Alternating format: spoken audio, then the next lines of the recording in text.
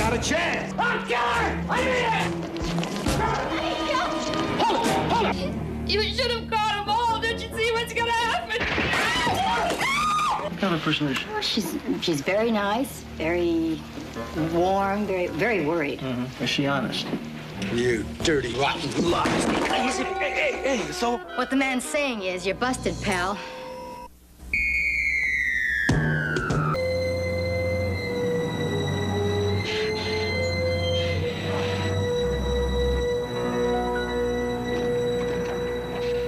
Now you tell me, how can one man do in another man with an object such as this, in plain view of 4 witnesses, and then come up with 5 dozen technical motions to delay the trial 3 weeks already? The wheels of justice grind. Slowly. Yeah, so slowly we can hardly see him turn anymore.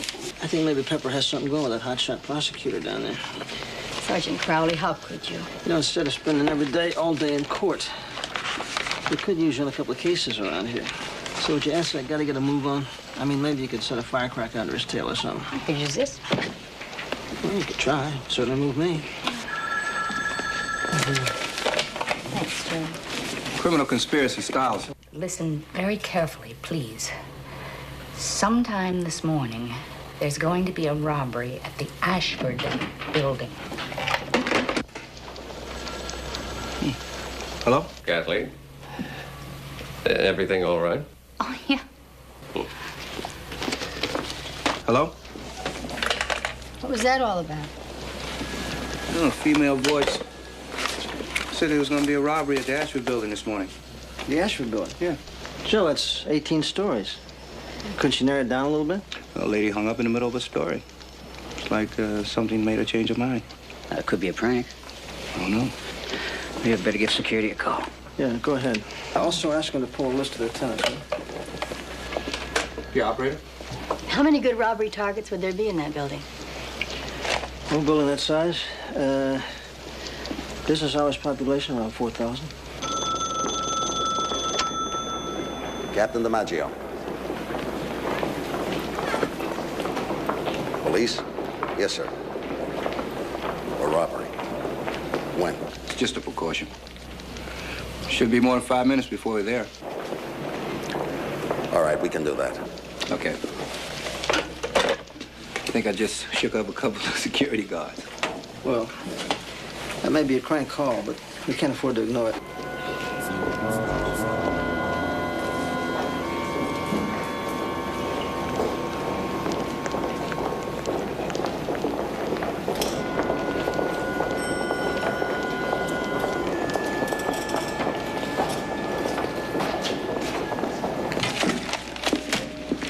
Sorry, I can't go with you guys. No. I don't like being in court. You know, if you don't get that murder weapon introduced pretty soon, people are going to start thinking you're a candlestick maker instead of a cop. Would you believe I've had 2 offers already? Yeah, for what? Not to play the piano. I think I cut your act in Tijuana.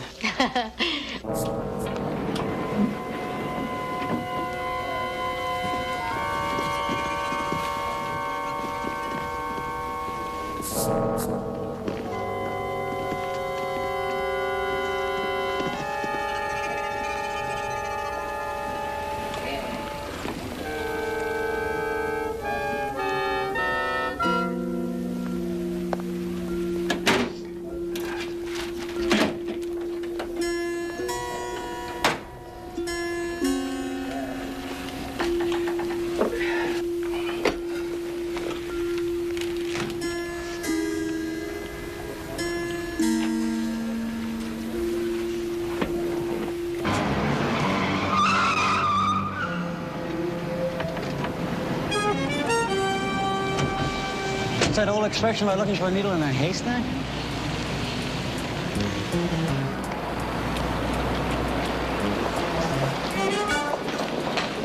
Sergeant Crowley? Captain DiMaggio.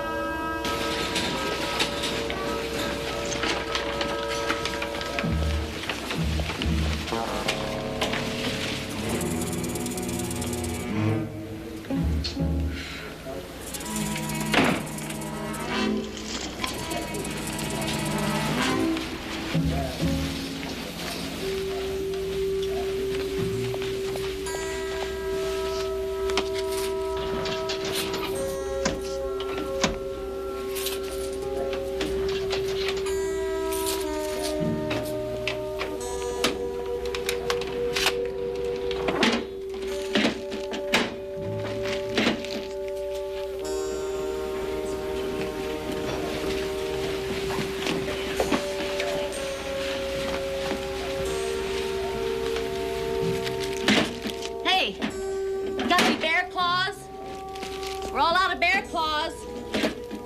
And Danish.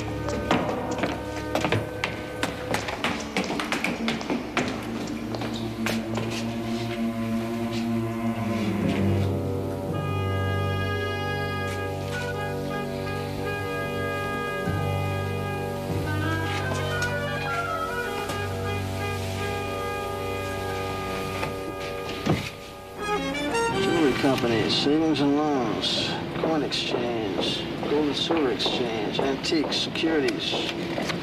Boy, take your pick, huh? How can we help, Sergeant? Well, for openers, in case a robbery does go down, you should have a game plan. You got a blueprint of this building? Yes, sir. We keep this here in case of fire.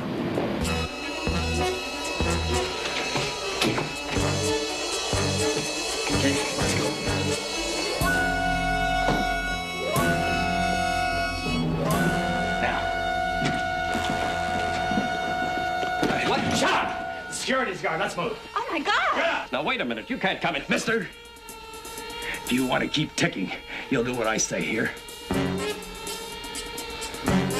Here! This way. Come on, you two.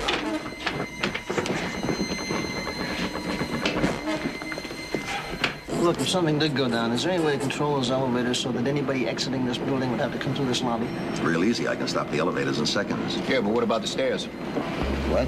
You can get into the stairwells, but the doors are locked on the inside. Now, once inside, a person would have to walk all the way down.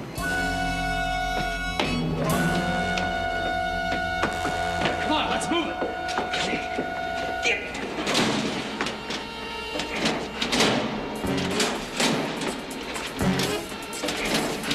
Hurry up.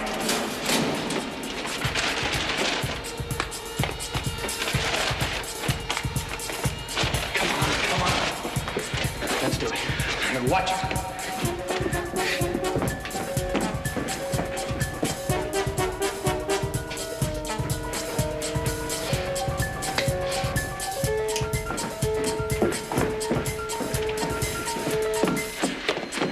The telephone's cut.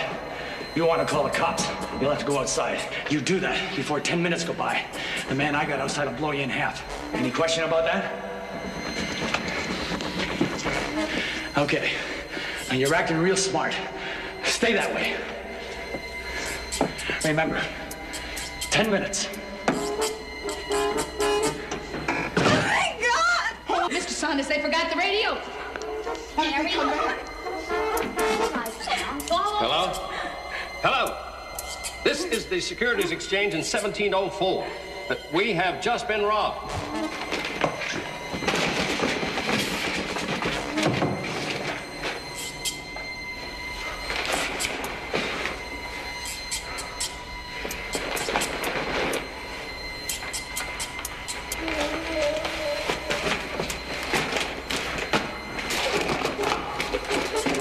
Give it to me.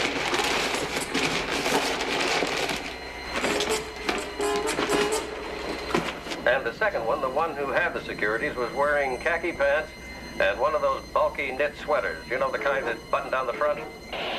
What color was that sweater? Off-white. No, wait a minute. It was sort of a pale yellow. Stand by. Okay, we got a plan. Let's put it to work. You and Joe cover the elevators. Mr. Saunders, you want to go over those descriptions again for me, please?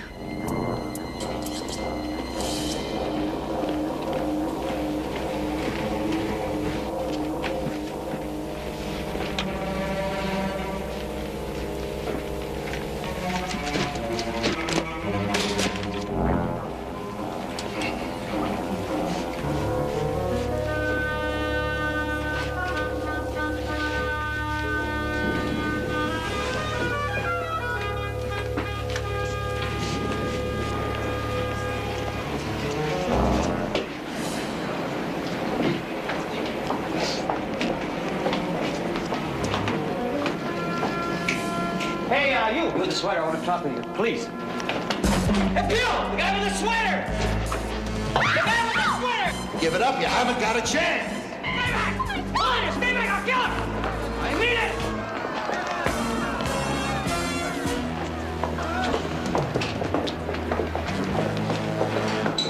Stay back! Back on, I mean it! Get back! I'll kill him! Kill him! I'll kill her!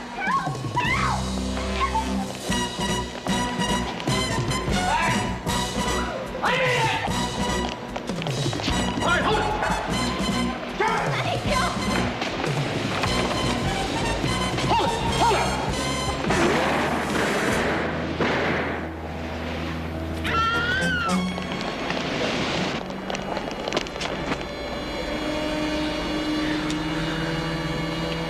Okay, Pete, take care of the girl, will you? Joe, seal off the building. Nobody gets out till they're personally eyeballed by one of us.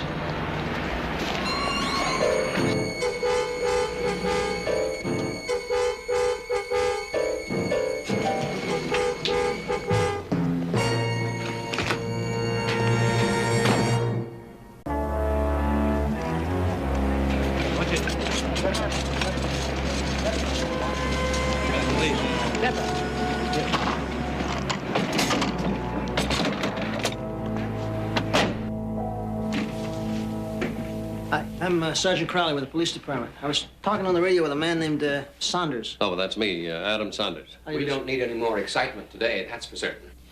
I want to compliment you. You did a nice job of calling out those descriptions. Thank you, Sergeant, but I had a great deal of help from my secretary here, Kathleen. Well, we all did what we could. Was she hurt? No, not physically. It's just the sight of those guns. What happened downstairs? Well, so far, we've only got one of them. What about the securities? We think they're still in the building with the number 2 man. I see. Which one did you stop? The one in the sweater. I hope he gets life imprisonment. I'm afraid he bought more than that for himself, sir. He's dead. Oh. Look, I'd like to impress upon all of you the importance of not touching anything that the suspects might have handled till Leighton Prince can get here, okay? Now, I'd like to walk through the various stages of the robbery with you. Oh, surely. Well, you see, Kathleen and I were at this desk.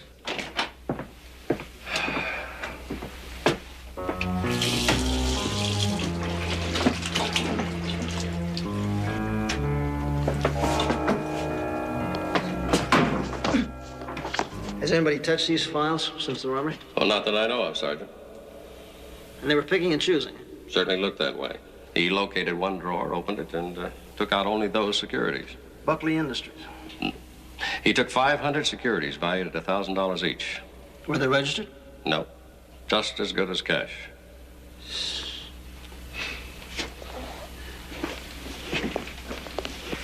Real professionals, weren't they?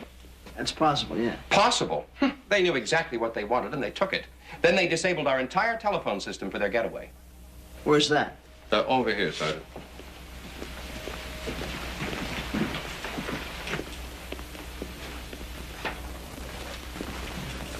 Here it is.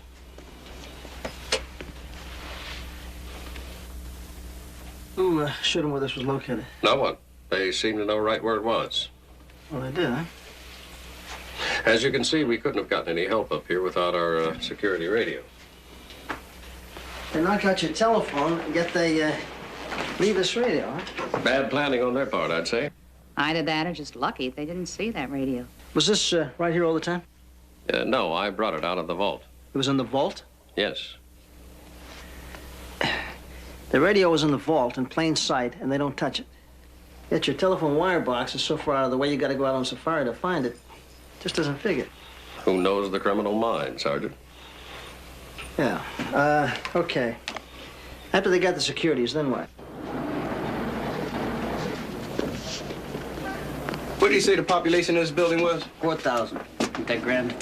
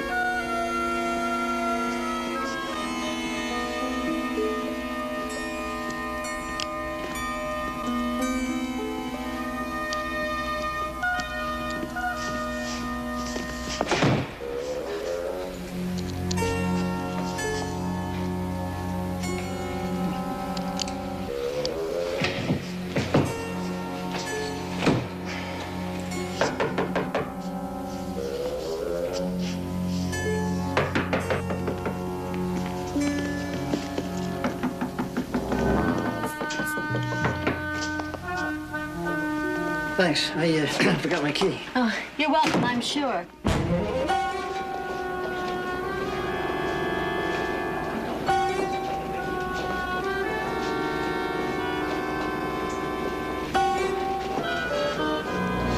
I want somebody to get over to the coroner's office. Get everything out of his pockets. Yeah. Thanks. Yeah, I got the death report. It's 04826. You got it? Okay. We've identified the dead man. His name is Travis, Nick Travis. Does that name ring a bell with either one of you? Should it? That's just one of those questions I have to ask, Mr. Saunders. Well, I guess that pretty well wraps it up here for me. I'll be in... Oh, I would like a list of all your employees, and I don't mean just the ones here now, but anybody who might have left for any reason, say, in the past 5 years, okay? Certainly, but I have no reason to suspect... It's just routine, Mr. Saunders. I'm one of those guys that like to touch all bases. Sergeant. Yeah. This is for you. Oh, thanks. Yeah, probably. Bad news, Bill. Number 2 made it out here playing like an attorney by the name of Jones. Yeah, right. Okay, see what you can get out of this guy, Jones. Shake the place down good, will you? You know me. Always on the case.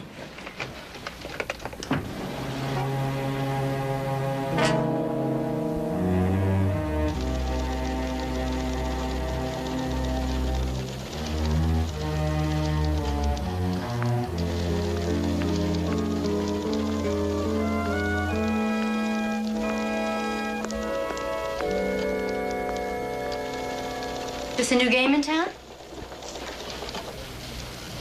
You haven't got that thing introduced into evidence yet?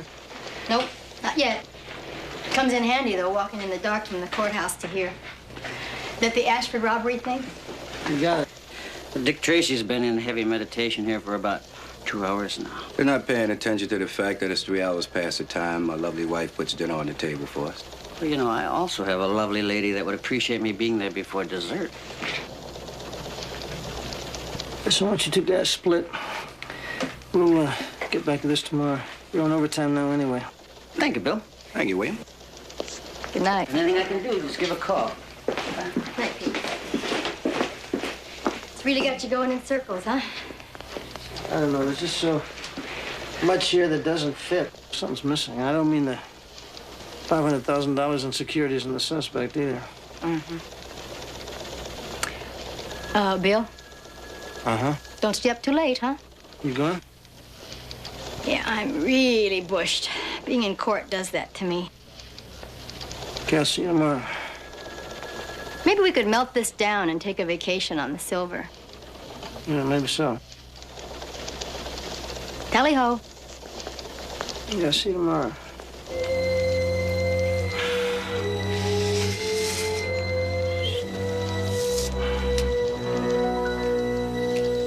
Sergeant Crowley? Yeah. I'm Savage. You what? Nina Savage. That's my name. I work R&I. Oh, sorry. It's okay. You should hear some of the guys around here. When I was in high school, I used to get a lot of ribbing. But these policemen, you wouldn't believe the way they torture my last name. I believe it. What do you got there, Savage? The records you wanted, Ren. My supervisor had me bring them up. I don't get much chance to deliver stuff around here. That's too bad. Why's that? My supervisor. I guess she thinks I'll get pregnant or something. She says I flirt too much with the policeman. I see. Well, thanks very much. Sergeant, you married? Ecstatically.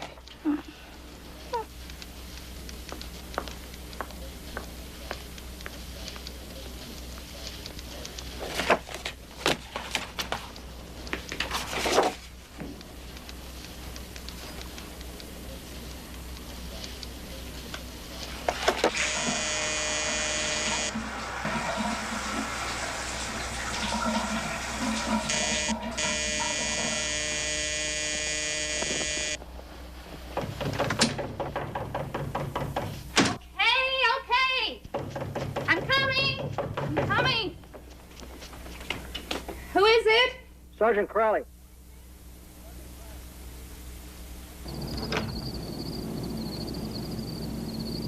May I come in?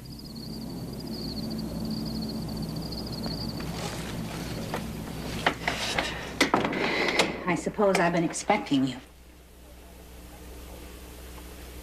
So, I've got a record. Yeah, for grand theft. That was more than 5 years ago. Maybe I better read you your rights before we go any further. I know my rights. There's no need. Why don't you get dressed and then we'll talk, okay? You don't happen to have a gun in the house, do you? No.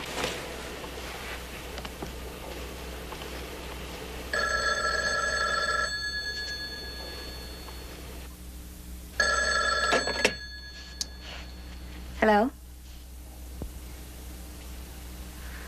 What? You stop that. Stop that! You should have caught them all. Don't you see what's gonna happen?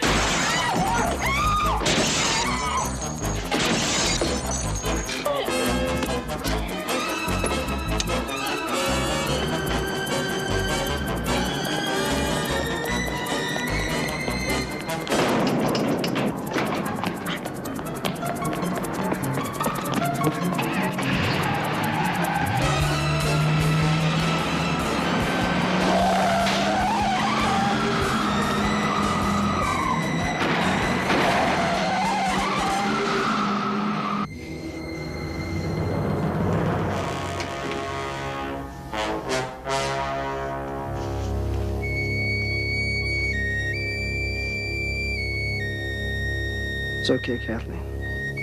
He's gone. Oh, my God.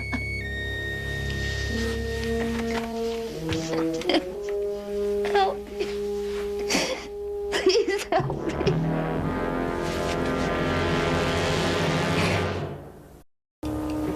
I'd been working there about 3 months. Just a couple of weeks ago, I was having lunch. I was really feeling good, you know, about the job and my life. I looked up, he's just hanging over me like a leech. That would have been this guy, right? Spiker. Yeah. Yeah, and the other one, Travis, he was outside the restaurant. Would you like some coffee? Thank you. Go on. Well, they'd already found out where I worked.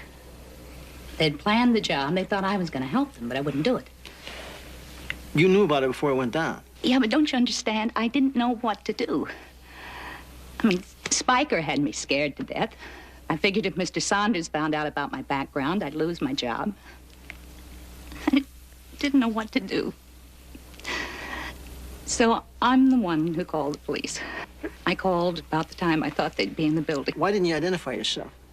Mr. Saunders walked in right in the middle of the call. But I did what I could. But you did do something.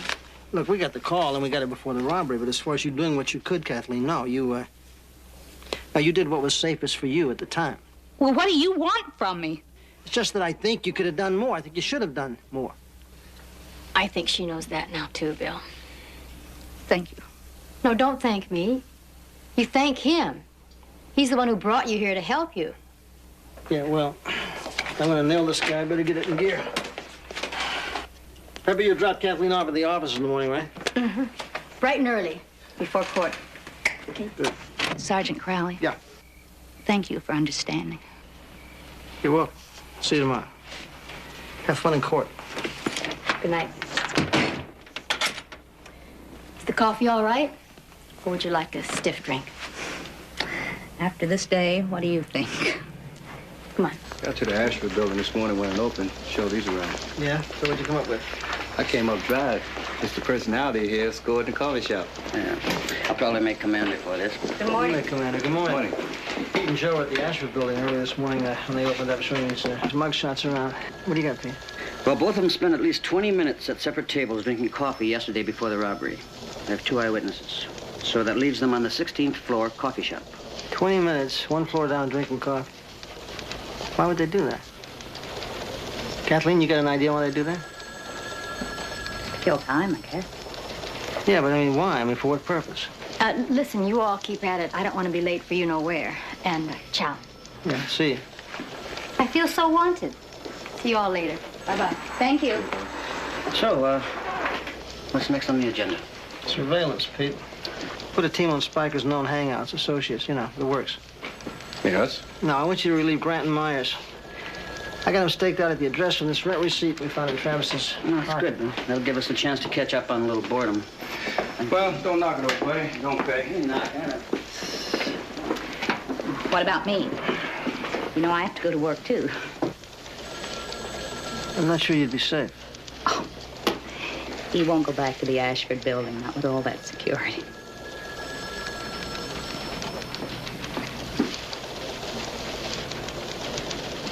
Maybe I better take you back.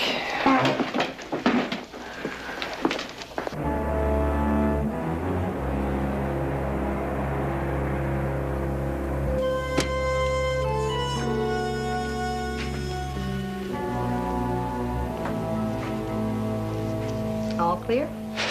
Just making sure. Thank you for not telling the boss about... Let me tell you something. It's nobody's business about your record. And it's certainly not my business to broadcast it. You're a very nice man. I'm terrific.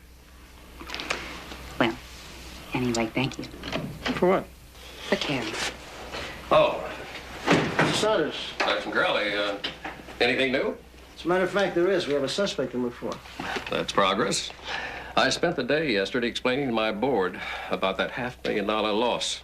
This will at least take the edge off for today. I tell you, if we have any luck at all, we should have something for you in a few days. I certainly hope so. Well, I gotta get back to it. See you. See you. Thanks for the lift, Sergeant. Anytime. He was serious. There are some good prospects. He is an incredible detective.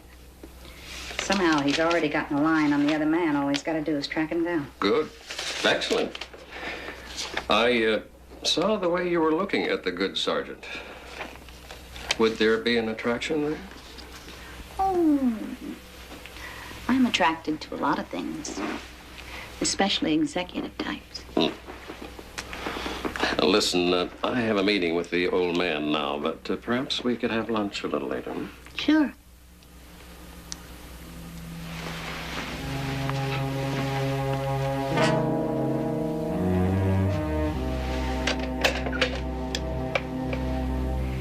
Janny, could you take my calls for me? I have to run an errand. Thank you.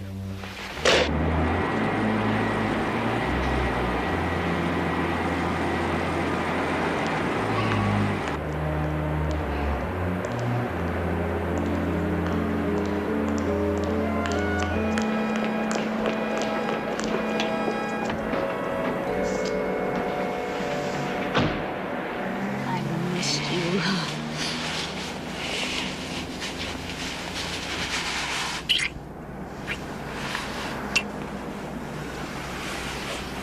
You came a little too close with those bullets last night. I wouldn't hurt you for anything in the world. I love you, Kathleen. I saw some cops at the apartment not more than 15 minutes ago. Yeah, they found a rent receipt on Travis. Damn it. Here goes the mail drop. Everything's gone wrong. The damn heist, losing Travis, everything. Not everything. There's still us, Al. There's us. And I love you. I just love you. And I've got another idea for us. But first, just hold me. Just keep on holding me. It's gonna be us, Al. Huh? Just you and me. The jury's out.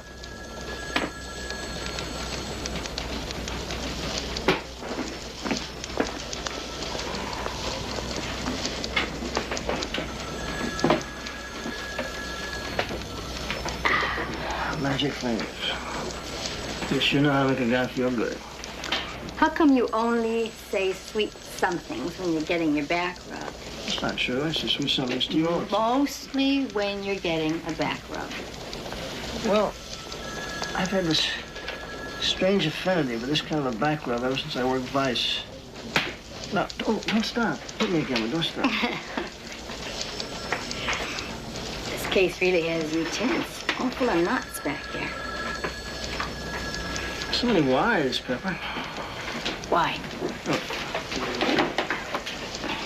Why? Why did they use the staircase? Why did they knock out the telephone and not the radio? Why did they drink coffee for 20 minutes? Why did they take only a selected series of securities? Why? Sometimes criminals don't have explanations for what they do. Push aside some of the whys. Concentrate on something else. Last night you spent with Kathleen. Mm-hmm. Right. What about her? I mean, what's she, what kind of a person is she? Well, she's very nice, very warm, very worried. Mm-hmm. Is she honest? I don't know. I'd like to say yes. But you have too many whys. I'll tell you something. I'd like to trust her, too, but somehow I can't. Criminal conspiracy, Crowley. Yeah. About what? Okay, I'll be there right after lunch. Thanks.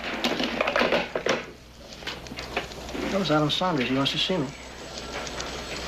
He seems to have some concerns about our girl, too.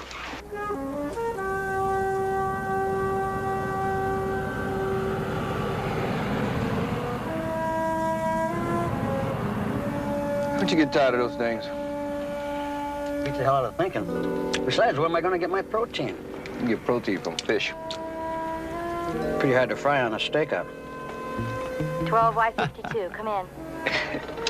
12Y52, go ahead. You have relief rolling in. Meet me at 4th and Gramercy. That's the Roger.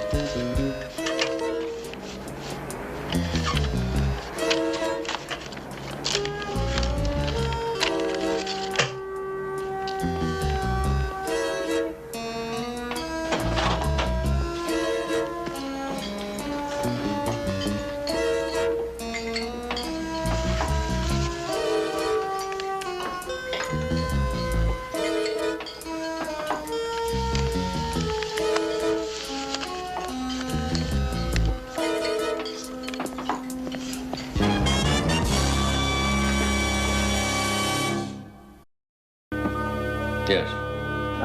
Okay.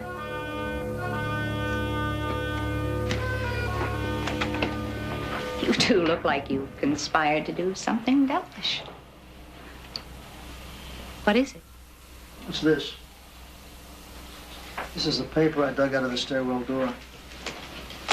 I had it analyzed and identified for the crime lab. It matches your office stationery. You jammed that door lock, Kathleen. You didn't refuse to help him? Let's see, what else? Oh, yeah, the telephone connector box. You told him right where that was, too, didn't you? All right, yes. Yes, I fixed the door. And I did everything that they told me to do. Is that what you want to hear? I want to hear the truth. Neither one of us have heard much of that. I'm sorry I lied to you, Mr. Saunders. I did tell you the truth about trying to stop the robbery. I did everything I could possibly do. Keep going. They made me fix the door. And then they wanted to know the layout of the office.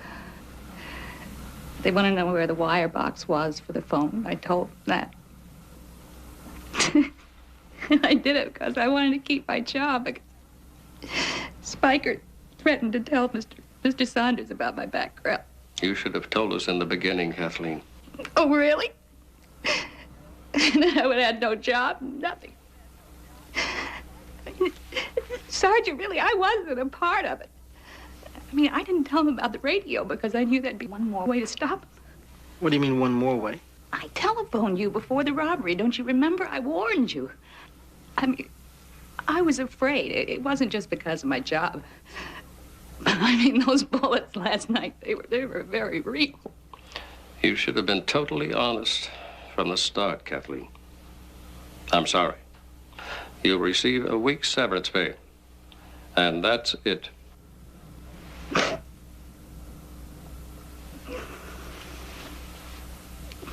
What am I going to do? You can cooperate with us fully, Kathleen. Am I going to go to jail? It's up to the DA. With the threats and your fear of Spiker, I don't know. No, I think in the long run you won't go to jail, but that's a decision you can help along. How? By helping me. By telling me everything you know and don't hold anything back.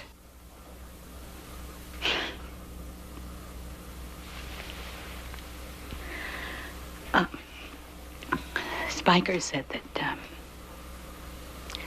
they get the securities out of the building through the mail. The mail? The mail cart? That's what they were doing one floor down at the coffee shop. And then that package that they were in, that was deliberately short on postage, so they would go to the post office then and pick that up. And then what? Spiker said they would pick up the mail, and then they would go to the warehouse and wait for the Ming to leave. What's the Ming? It's a freighter. Thing is going to Hong Kong. I'll check. Oh, there it is. Dijon, Ming, Dr. Pier 40. It was at 6:30. That gives me half an hour. Look, let me go with you. Spiker will be in a disguise, but I can spot him. Please. Call my office. Tell them where I've gone and tell them to meet me at Pier 40. Right away. Let's go.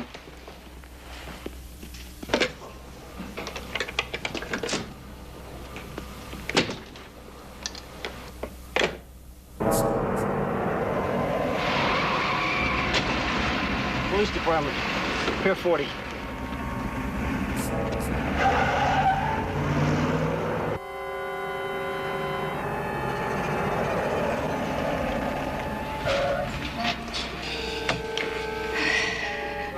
Scared. You just stay put. Bill, I'm sorry. I guess I just wasn't strong enough to stand on my own 2 feet from the beginning. Look, everybody needs a little help now and then.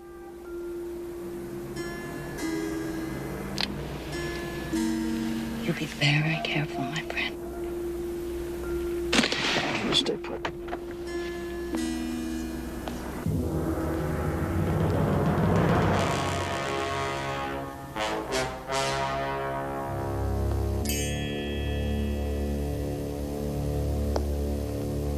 Spiker? Spiker, where are you?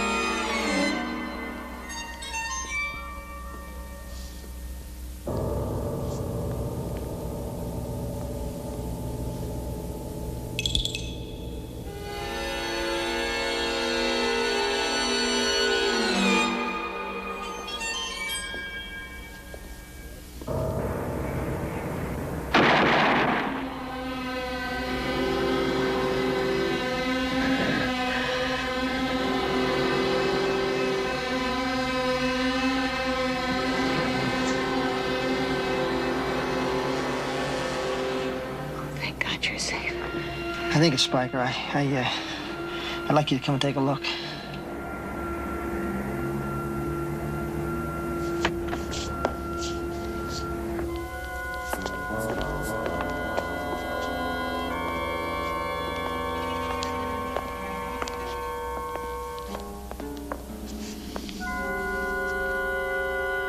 That's him. He tried to kill you, didn't he? I found the package he mailed.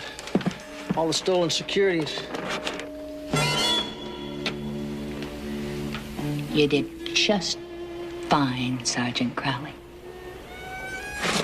What is it? That great cop's brain just can't quite sort it out yet, can you? Didn't really matter which one of you were killed. I'd just take care of the other one. Your bullet killed Spiker, and now I'll use his gun on you. It's simple. Don't get your hopes up. There won't be any help coming. That call was never made, Sergeant. Tell me, is it all beginning to sink in?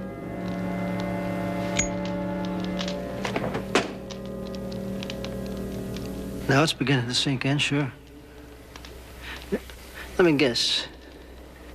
The real securities were gone. They were stolen before the robbery ever took place, right? That's very good.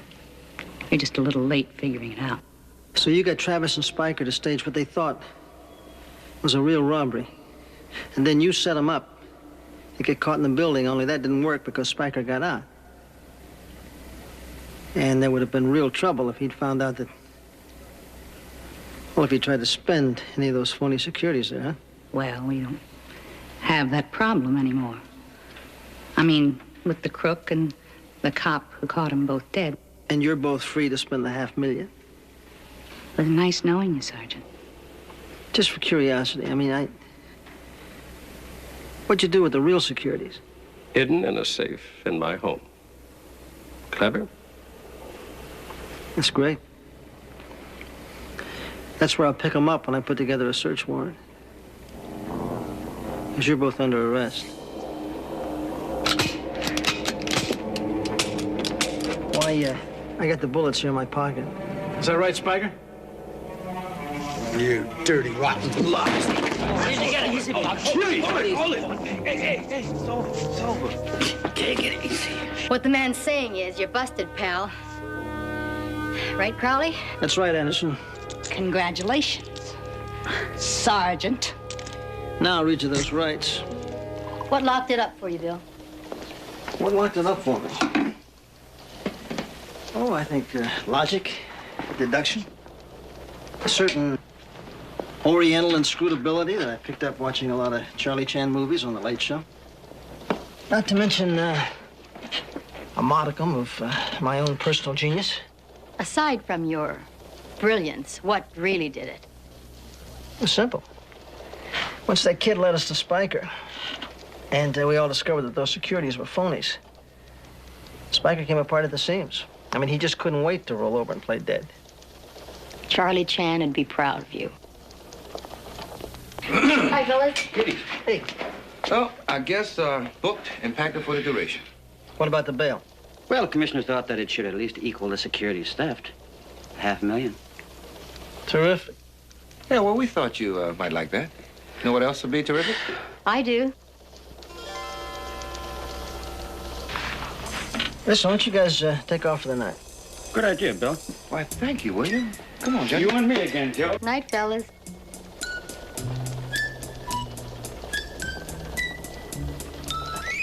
I think these reports can wait till morning. But can you?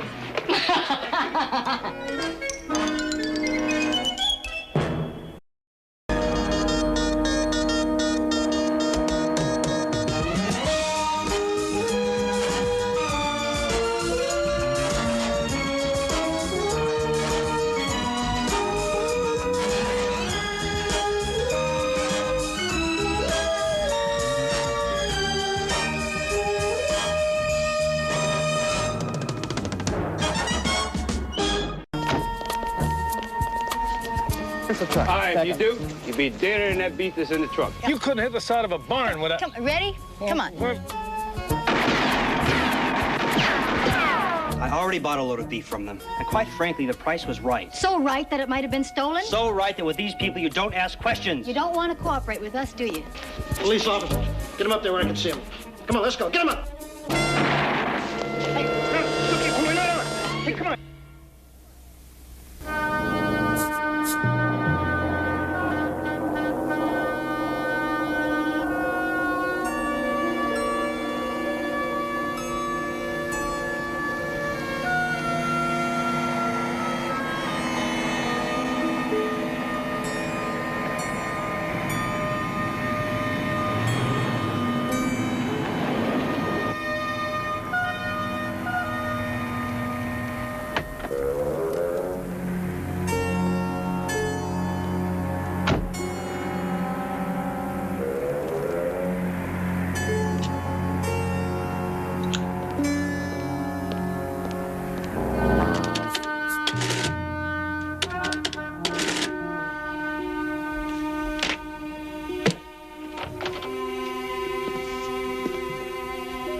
Good evening, Mr. Markham.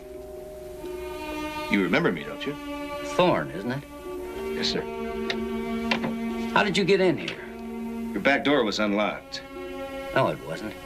There's no need for us to argue, Mr. M. This is just a visit. If you've come to collect, you're wasting your time. I told your boss yesterday. I can't even meet the interest payment this month.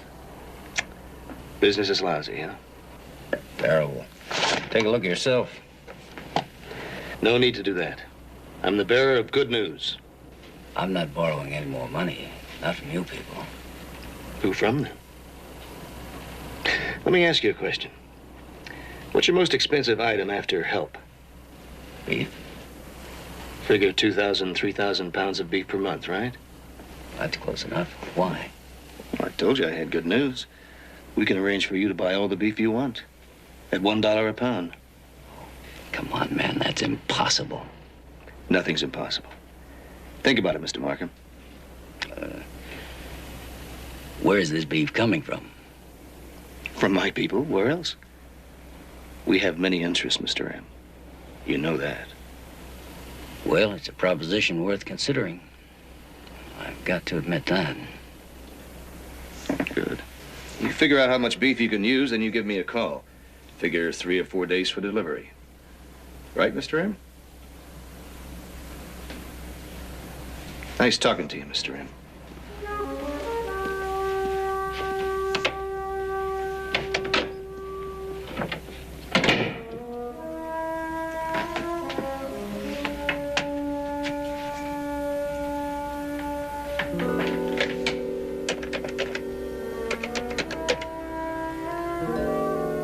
Ellen, is the commissioner still awake?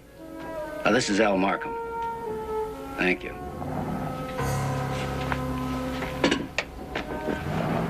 Stewart, I'm sorry to bother you at home and at this hour, but this is important. I've just been offered some stolen beef. Yes, I'm sure. Yes, certainly it can wait until you get to your office. I'll see you then.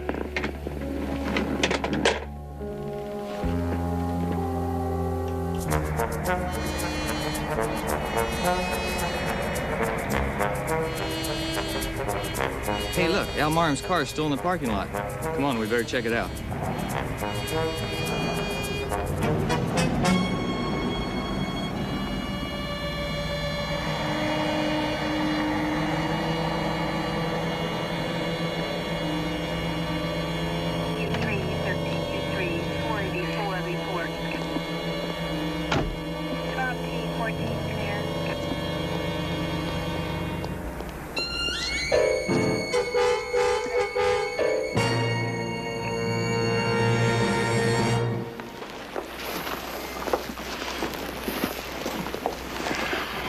Come on, Pepper, you've been in there before.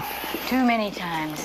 But Al Markham, one of the nicest people anybody could ever meet. Yes, he was. Decent, honest. Well, as far as we know, he was honest, yeah. Pepper, that was an execution in there. That was no hit and run. That was no accident. He's closed down twice in the past 3 years. Everybody knows he was, had heavy financial problems, but don't you think he might have tried to save it with a big loan? He could have gotten mixed up with a loan shark, sure. But I tell you something, Al had a lot of assets. I think they would have made a strong effort to collect before they'd have killed him. I mean, they just don't work that way. No, there's more to it than that. Yeah. It's got to be the stolen beef. Well, you can interview the commissioner, and I want a verbatim report on the content of Markham's telephone call.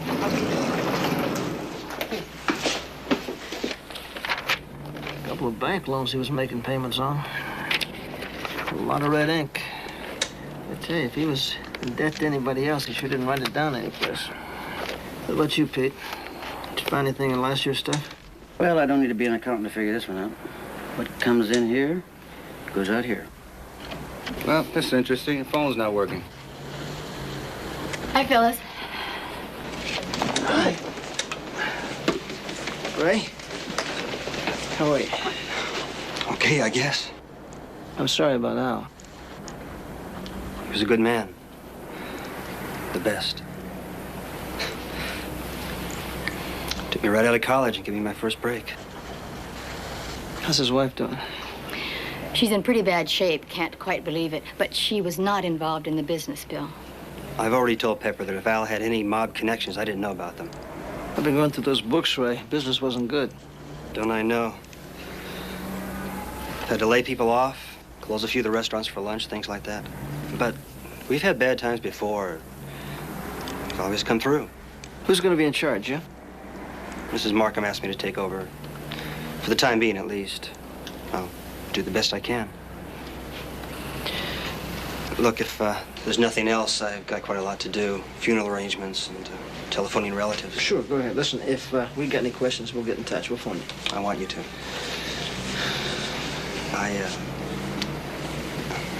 We'll be in touch. Thanks, Ray. Nothing? Not yet. Take a look at this. What do you got, Jim? Wire got hooked over the cradle, wouldn't release it. A bug? Yeah. This wouldn't be the work of the feds. I'd use a lease line. No, this looks more like something a private investigator would do. Yeah, but who would have hired him? Well, whoever was monitoring this thing sure knew about the phone call to the commissioner. Slide it over. Hey. I see you all met with huge success. Hi, Pepper. How about a beer? Yeah, thanks. I tell you, whoever backed Markham's loan's playing it very close to the chest. You talked to little Jimmy. Now, Jimmy knows every loan shark in this town. Not a word about Markham. Yeah, maybe that's not the answer. No, it's the answer. We just haven't come up with the right combination. Here, I'll take it. Thank you. What about beef? Isn't that what part of this is all about? I checked through R&I. Locally, there hasn't been a theft or a hijacking in the last 3 months. And Bill checked with CII, and he came up with something pretty interesting. Strangely enough, there's been an upsurge in cattle rustling, especially in Central California. Really? Yeah. Anybody here know anything about cattle rustling? You're not going to believe this. You're kidding. Back in Montana? No, Wyoming. You rustle cattle, right? I can at least tell you how it was when I was a kid. Yeah, but it's got to be a little bit different now, Pep. Just a little? Well, it is. Wyoming became a state. Thanks a lot. No, I understand today that they rustle, slaughter, dress, and package all in 24 hours. I do know somebody. Yeah, an old hand in the cattle business. Yeah, he'd know. I could drive up tonight. Why don't you?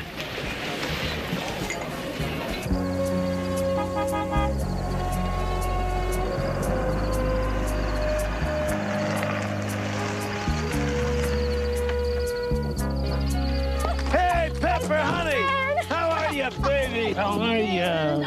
Oh, great, just great.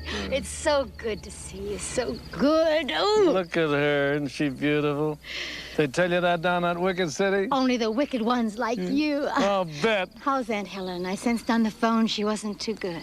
No, she's not too bad, not too bad. She's just dying to see you. She's been on pins and needles since you phoned. Oh, and watch the tiles now. We're trying to fix this old barn up. We're not getting any help from the landlord, you know, so really watch yourself now, okay? Now I'll come back and I'll get your bags later. Now watch your step. Okay. You look great. Yeah, I feel good.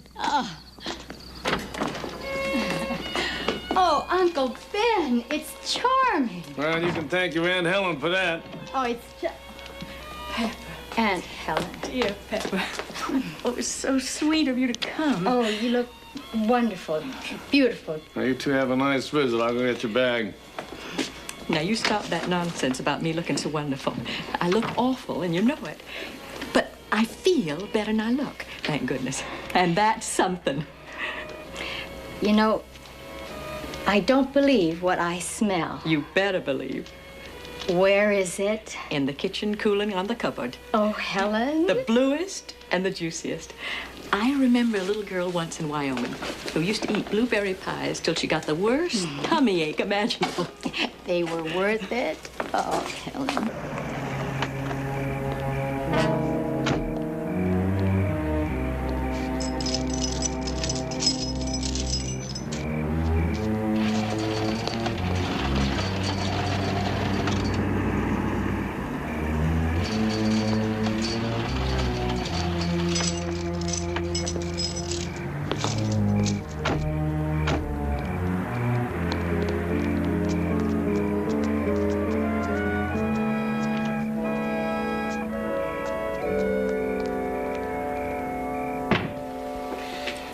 Wait a minute, Ray. A toast to our new and profitable association. I'll drink to that. I'll drink to anything. Well, Ray, since you're here, I assume you're interested in my proposition. That's correct, Mr. Galloway. Willie, sit down. Willie. Well, how many £1,000 to start? 2? That's not even a dozen head. I'd suggest 3.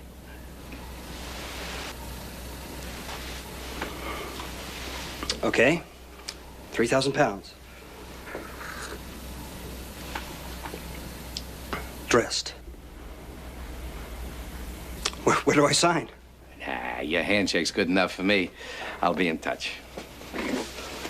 It's a pleasure doing business with you, Mr. Willie. Good night.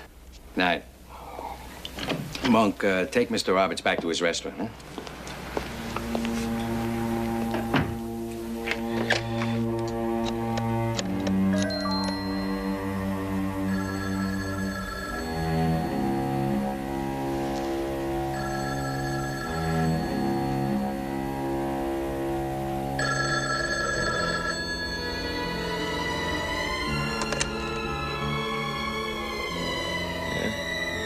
Oh, yeah, Galloway. Yeah, 17, 18 head. Yeah, you got it. Yeah.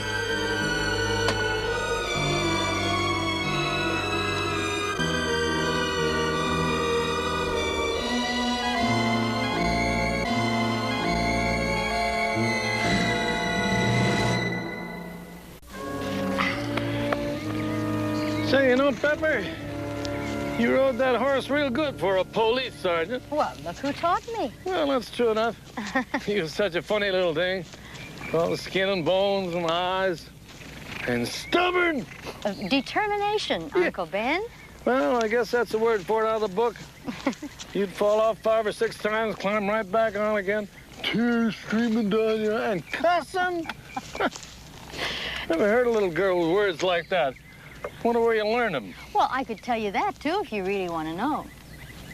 Well, I'm sorry. Yes. Yeah. You know. But, you know, it was real fun today, just riding for the hell of it. Haven't done that in a long time. You know, riding alone isn't much fun. How sick is Aunt Helen? Well, she looks so pale. At dinner, she only said that she had this kidney thing. Well, now, you know, she'd raised the roof. She knew I was talking about it. But I got to tell somebody, Pepper. You know, she lost that kidney last year. Hmm? Well, the one she's got left ain't working so good, and I got to take her down to the hospital once a week. They put her on that machine. Dialysis? Yeah, that's it. That's expensive. Yeah, and you know, we don't have any insurance to speak of, so I sold that spread we had in Nevada, and we moved here. And there's a little work here and there for an old cowhand, so between that and the money from the place, we get by. Now, don't you look so sad-eyed. Glad to get it off my chest. I feel better.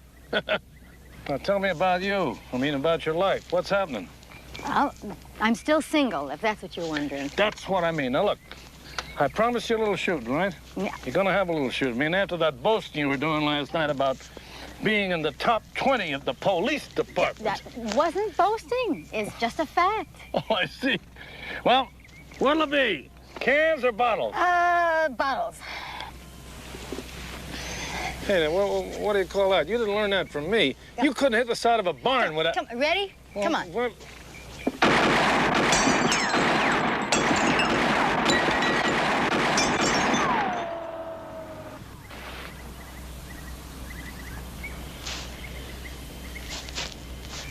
Maybe I ought to try that, huh? Yeah, here, let me show you.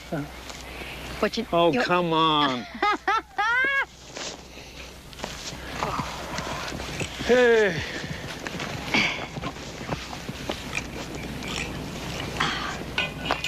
That was great.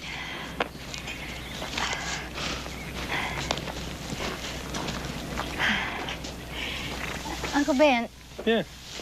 With Helen feeling like she was, I didn't want to sit around talking about rustling at dinner, but I need your help, mainly your expertise.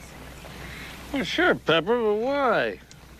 Well, I'm working on a case right now, and our only lead is stolen beef. Now, the crime reports indicate that it's probably cattle rustling. How would a person go about moving stolen cattle these days and not get caught? Well, now, it seems to me, a fella'd find a real big spread, you know, someplace where they run 20, 25,000 head.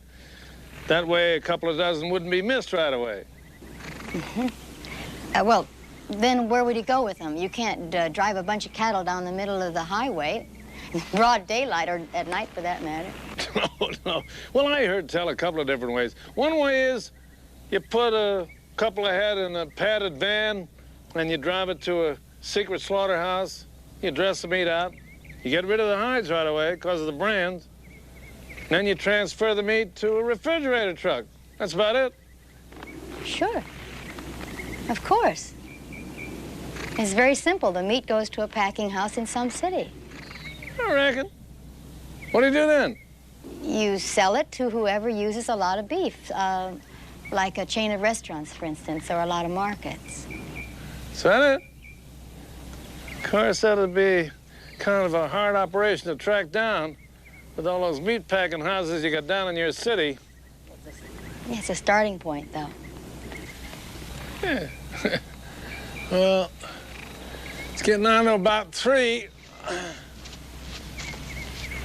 Better put those horses away and get up to the house. I gotta take Helen down to the hospital this afternoon. Yeah, I'd best be getting to.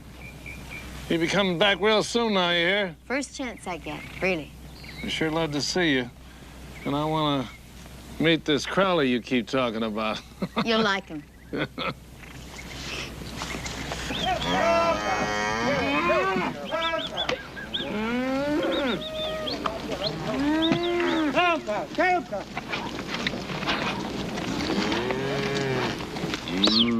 Get up there! Hey!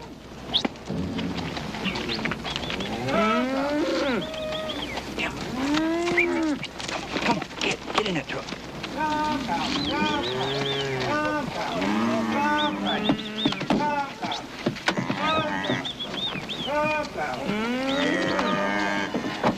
Hey! Come on, Roger.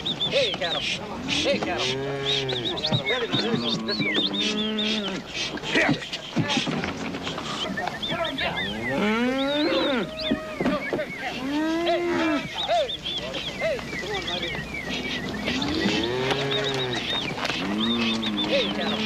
Hold it, Maxwell. What the hell's the matter with you, Fletcher? How you don't even see it? He didn't even turn his head.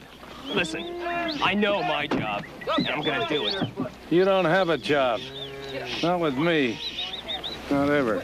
Come on. Here's your money. Get lost.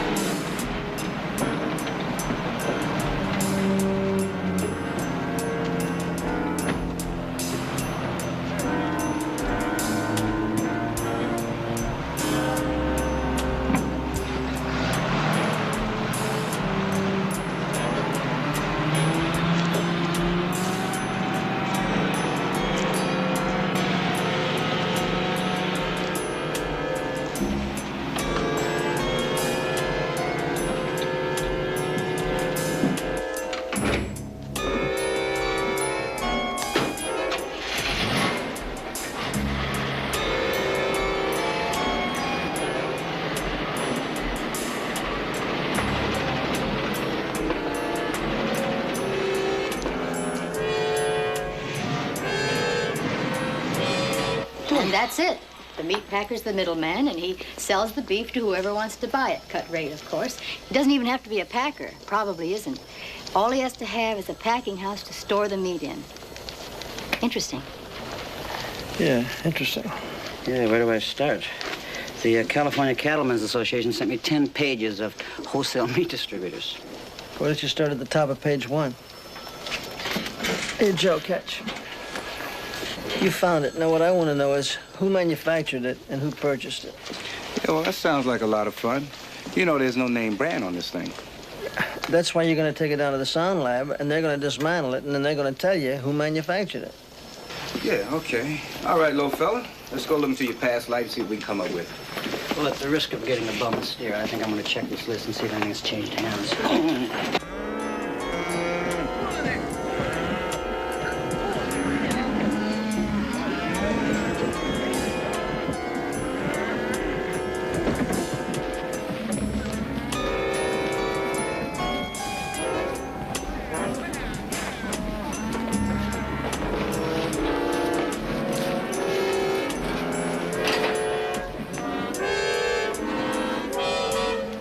Uncle Ben said that rustlers would probably hit the large ranches where a few missing head of cattle wouldn't be noticed, but I don't know. What are you talking about? Well, with the price of beef what it is, I think most ranchers would know exactly how many steers they had. Sure, they probably go out and count them every few days. What do you report it to if you come up short of steers? I'll call CII and have them check out Bakersfield and Fresno. Yeah, why don't you do that? As soon as you make a fresh pot of coffee. Why do I always have to make the coffee? Because you're here.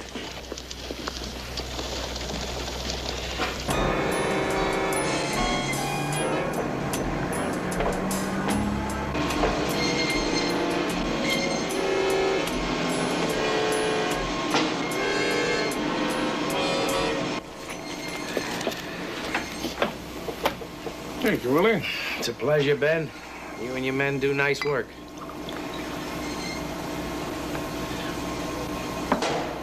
So you can Dolly Maxwell, huh? We thinks he's Billy the Kid. So you made an enemy. Better watch your back. Hey, now that's real smooth. How about another little dollop? Sure. How's the missus? Oh, she's fine. She's fine. This is gonna help. Yeah, well, we got a real good customer now, Ben. I'll need another shipment from you in a week or 10 days, and after that, more, probably on a regular basis. How's that sound to you? Anything you say, can I use your phone? Sure, go ahead. You want a little head on it? No, man. You know, as long as I'm in town, invite somebody to dinner.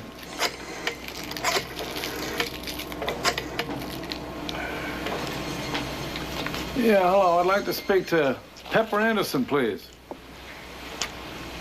That's all right, I'll wait. Hey, how much longer is this going to take? It's going to take a while. Look, 3,000 pounds is a lot of meat. Just relax, Roberts. Yeah, I'm trying to, but there's still a couple cops in the place. Cops? Yeah, don't worry, they're friends of mine. They come here all the time.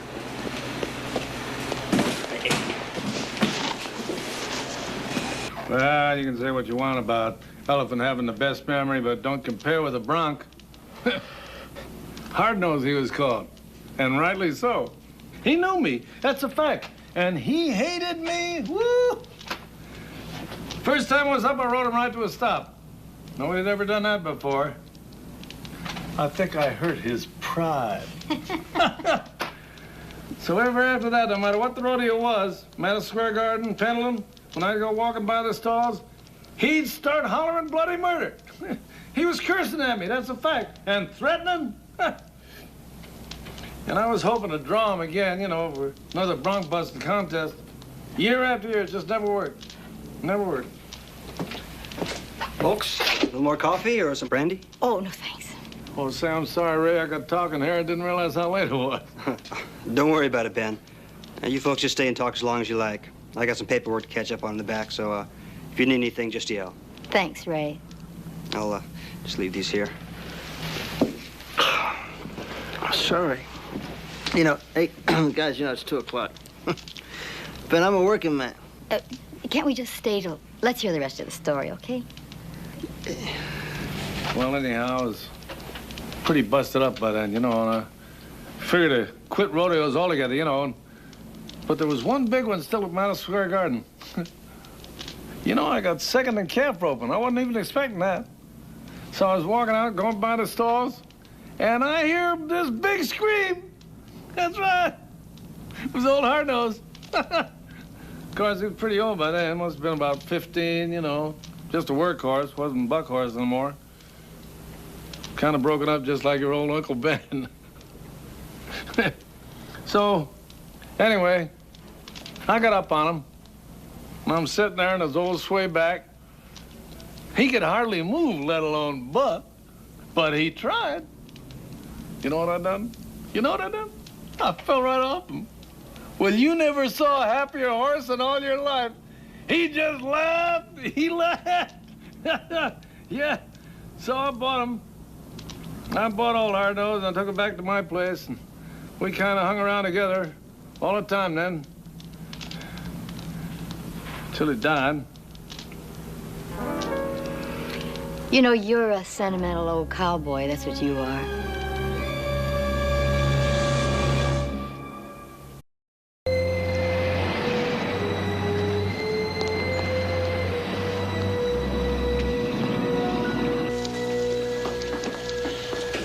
We got lucky. The bug was purchased 3 or 4 years ago by a company that was obviously a front. Pacific West Security Systems. I went to the address, found out he'd been out of business a year and a half. That's lucky. Recognize him? He looks familiar. Refresh my memory. Refresh his memory, Pete. Well, you should remember him. You busted him yourself about 5 years ago. Sure, William Galloway. He was the middleman in that big hijacking ring, right? You got it. Only he took a walk because none of his Confederates would testify against him. This is the bug, huh? He was Pacific West Security. Intelligence says it was a front for a loan sharking operation. Don't tell me. Pacific West Security is now Pacific West Meatpackers. You got it. This is harassment, Crowley, and you know it. I'm sorry you feel that way, Galloway. I'm sure you are. I told you before I don't know anything about how Al Markham died. I'm easy to convince. All you got to do is just give me permission to come in and have a little look around. Get out of here. Go on, get out. You want to look around, get a search warrant. You know something, friend? I'm going to get you one day. I mean, one day you're going to make a little mistake, and I'm going to be right there. That's threatening and intimidating, Lieutenant. There are laws against that, you know? Yeah, well, when you get the State Bar Association to reinstate you, then I'll let you tell me about it. In the meantime, it's Sergeant. Still? After all these years on the force. How about that? Can you imagine those turkeys coming in here without a search warrant? Well, Willie, maybe you better get out of the meat business for a while. What do you think? Are you crazy? I never saw so much money in an operation. Don't worry. Don't worry. I think we're smart enough to stay ahead of Crowley and the rest of those stumblebums. Yeah, where we have trouble, though, is Ollie Maxwell. What do you mean? Well, he went into business on his own. Between he and Ben Fletcher working both sides of the street. It's bound to bring heat. Just suppose we get the two of them together one more time. And? May the better man emerge victorious. I think that's the expression.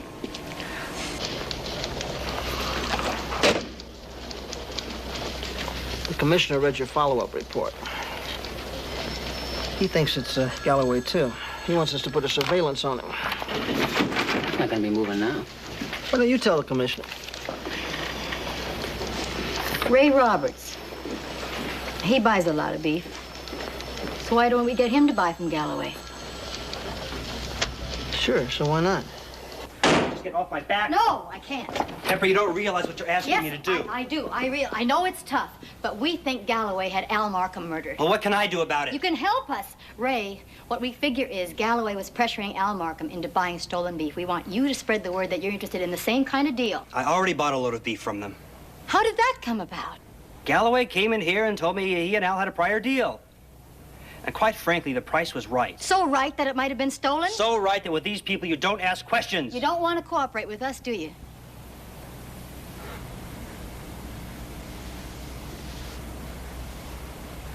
You really think Galloway had Al killed? I think we'd like to find out.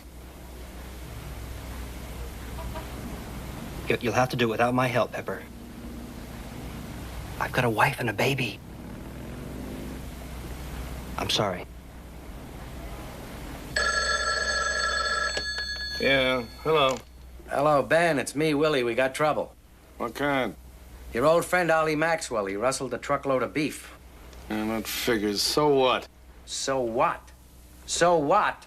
It was 50 head. Besides, he's an amateur. He'll get caught.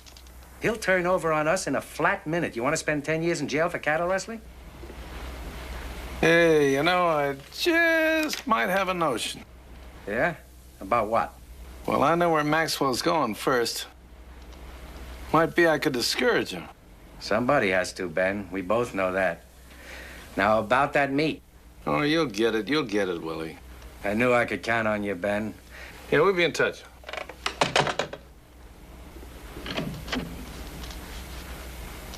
Well, young lady. I know. I'm supposed to be sleeping. Ah, doctors. Can't get enough rest in your condition, Miss Fletcher. Now, you gotta understand that. There's only one trouble with all that rest. You know, Ben? What's that? Gets to be real tiring. And I don't get to see enough of you as I do when my eyes are not shut. So I miss you that much more. Now, darling, I see as much as I can. Don't I know that? There's no husband better than you, Ben Fletcher. Hey, I wasn't fishing for any compliments. Happens to be the truth. It also happens that I'm the luckiest woman I've ever known. And don't tell me you don't like a sweet word in your ear. Hey, I'd like another one of those. Okay. Okay. For now.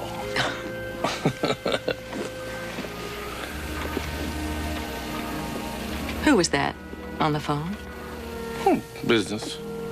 Serious business? Do I look serious? You did. A little when I came in. Routine. Hey, darling, what's the matter? I was just thinking how there's nothing routine in all those medical bills you've been paying for the last year.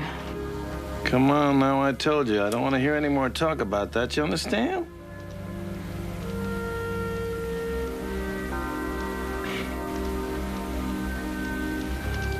Dear Pepper, these must have cost her a fortune. Still the same beautiful, good girl, hmm?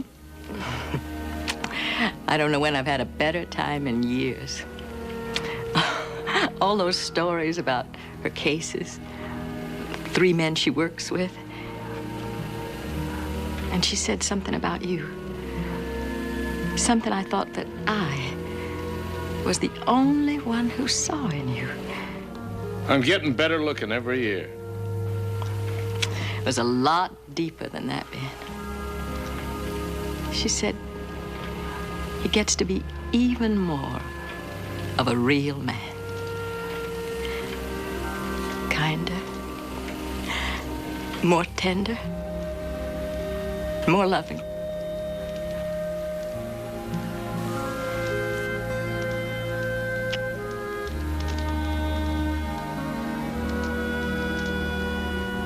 Hey, it's getting about that time. What do you say we go in the bedroom and both of us get some of that famous rest of yours, huh? Hmm?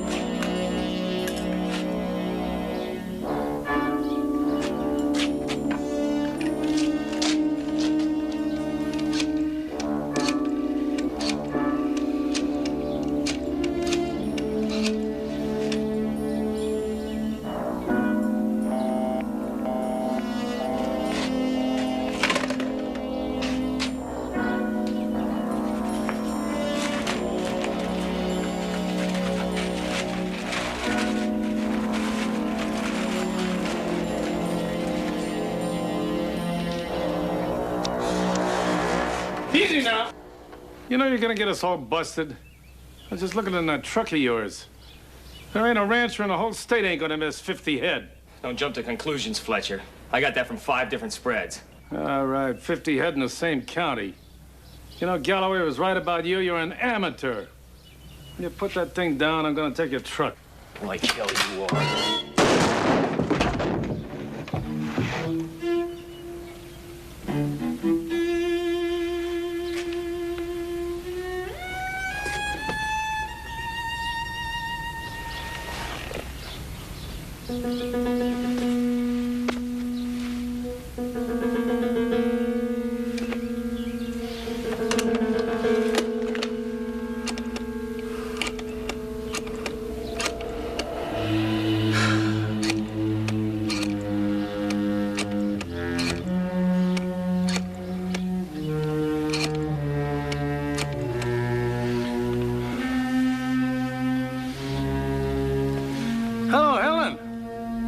It's me.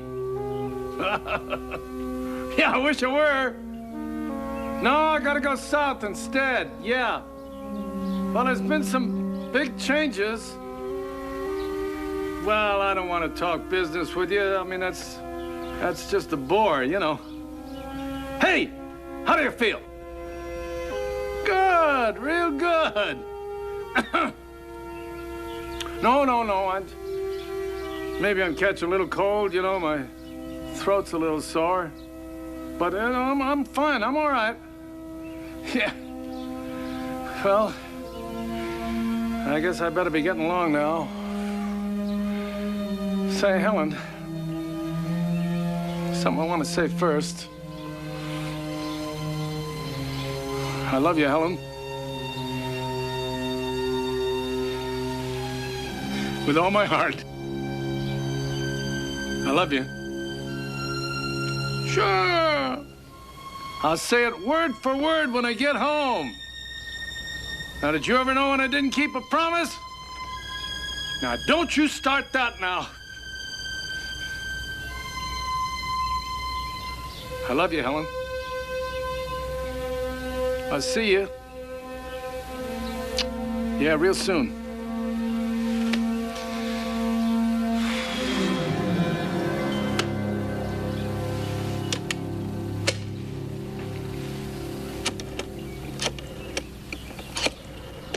Right, okay, we'll have the suspect in custody for you. Call you later. That was Gaynor from the Fresno Sheriff's Office. Well, they found the body. A guy named Dolly Maxwell, general cowhand in that area for years. So, what's next? I think this whole thing's going to come together in the next couple hours. Does Pepper know? No. And I don't want to be the one to tell her.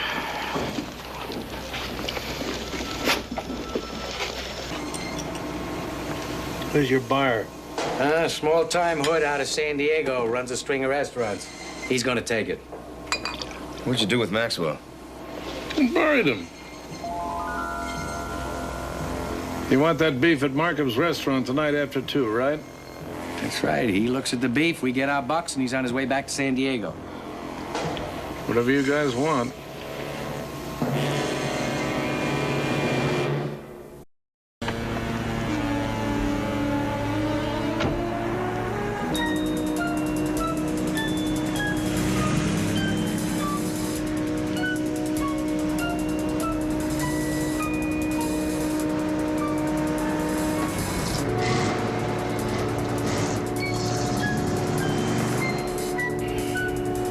Y52 to 12Y90. Ben just arrived with the meat truck.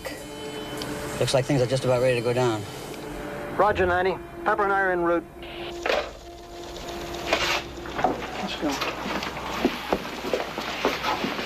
Fresno said he was killed with a .45 caliber revolver. That's right. They got an investigator who'll be down tomorrow to take him into custody. Yeah. If you were going any other place in the world.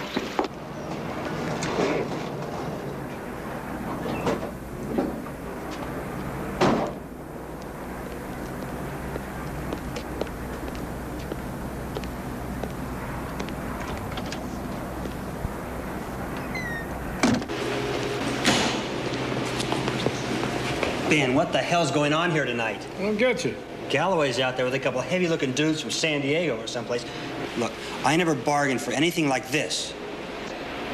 Customers all gone? Yeah? You and the hell get out of here. Keep that back door unlocked. Ben, what's going on? Good night.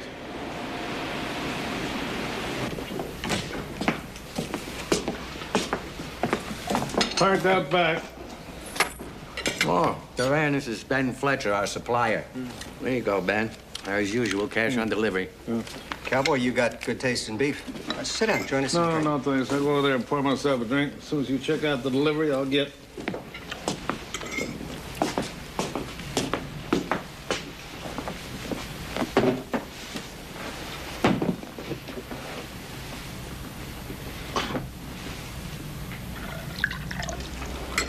You ready to show? Yeah, at his pleasure. Go have a look-see. It's out back. Be quick now. We don't want us sitting around.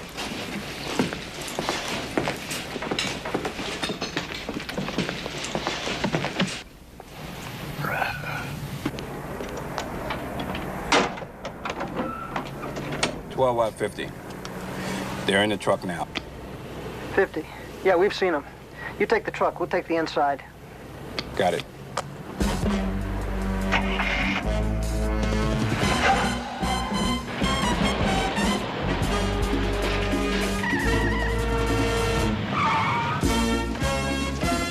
Hold it right there, please. Put your hands up. Put them up. Put against the truck. All right, if you do, you'll be deader than that beef that's in the truck. Get on down. Come on.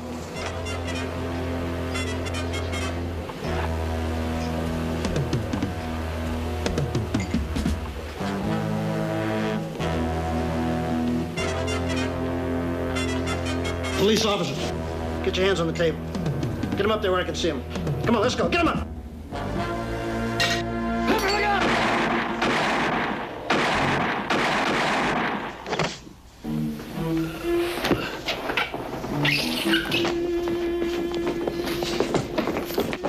Hey, no, it's okay. We're not armed. Hey, come on, easy. Easy, we haven't got... Ben! Hey. Hey, Pepper. I'm sorry. I let you down. No, you didn't. We wouldn't have been here if you hadn't called the police. What happened with Maxwell? Yeah. Oh, it was him and me. Oh. Come on, Ben. Ben, come on. Come on. It took a lot of courage to do that.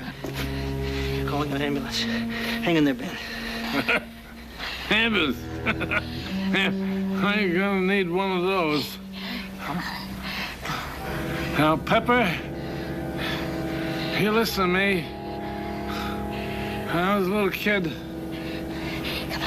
it was the worst thing in the world a man could do is steal somebody else's cattle.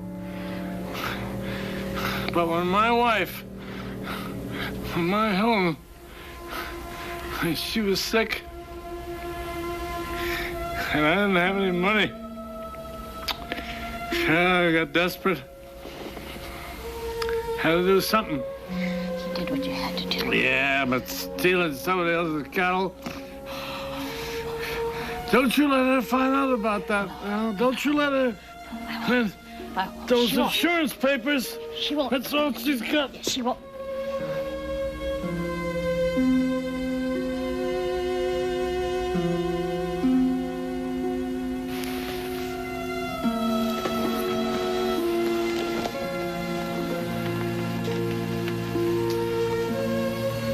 She won't find out. I promise.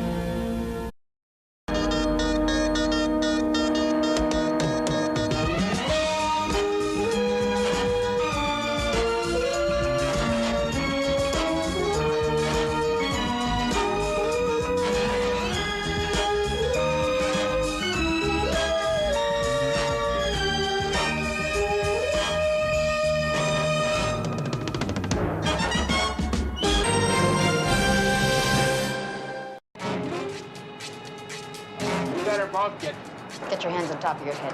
Police, free! I make no guarantees where Klein's concerned. You see problems getting to Klein? Klein is crazy. Oh, my God! Get out! Get out! Get out!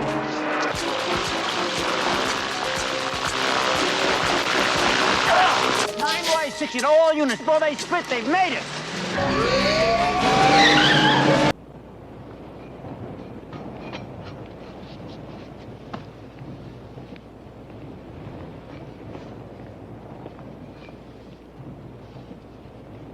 Can't they move any faster?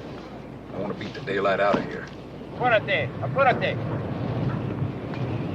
Take it easy. As soon as you get fueled, you'll be on your way. What time are we supposed to meet? Well, I should be able to be there by 10.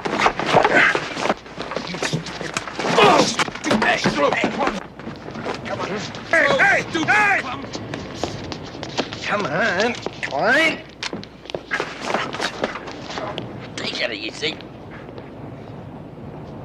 Go ahead, load it up.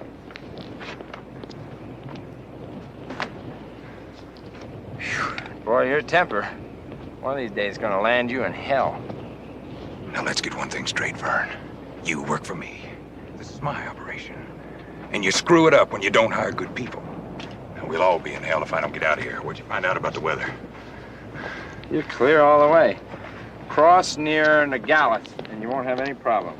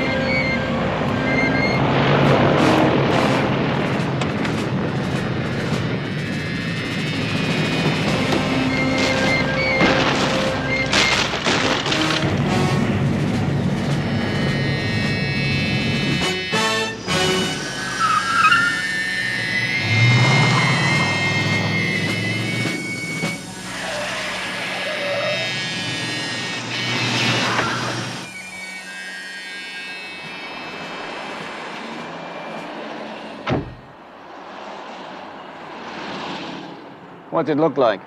Everything together? Well, Sarge, the load's in. Things will start moving in about an hour. Your people together? We're okay. How many and where? 100. I wouldn't waste my time in 100. Delivery will take place in an abandoned car lot at Lake and Olive. 2 trucks. The way things are going, I'd be lucky to get a misdemeanor filing. What happened to the other 400? You cops are as greedy as the crooks, Byron. It's all there. 500. Just like I said.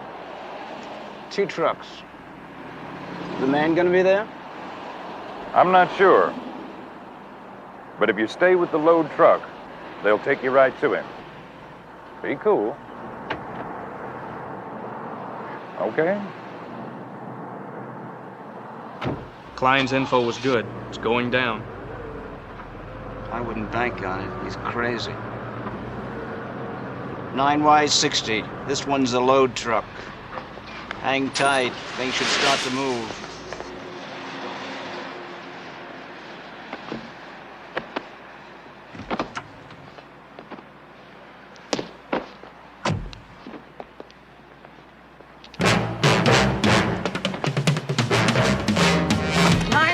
To all units, let's take them before they split. They've made it.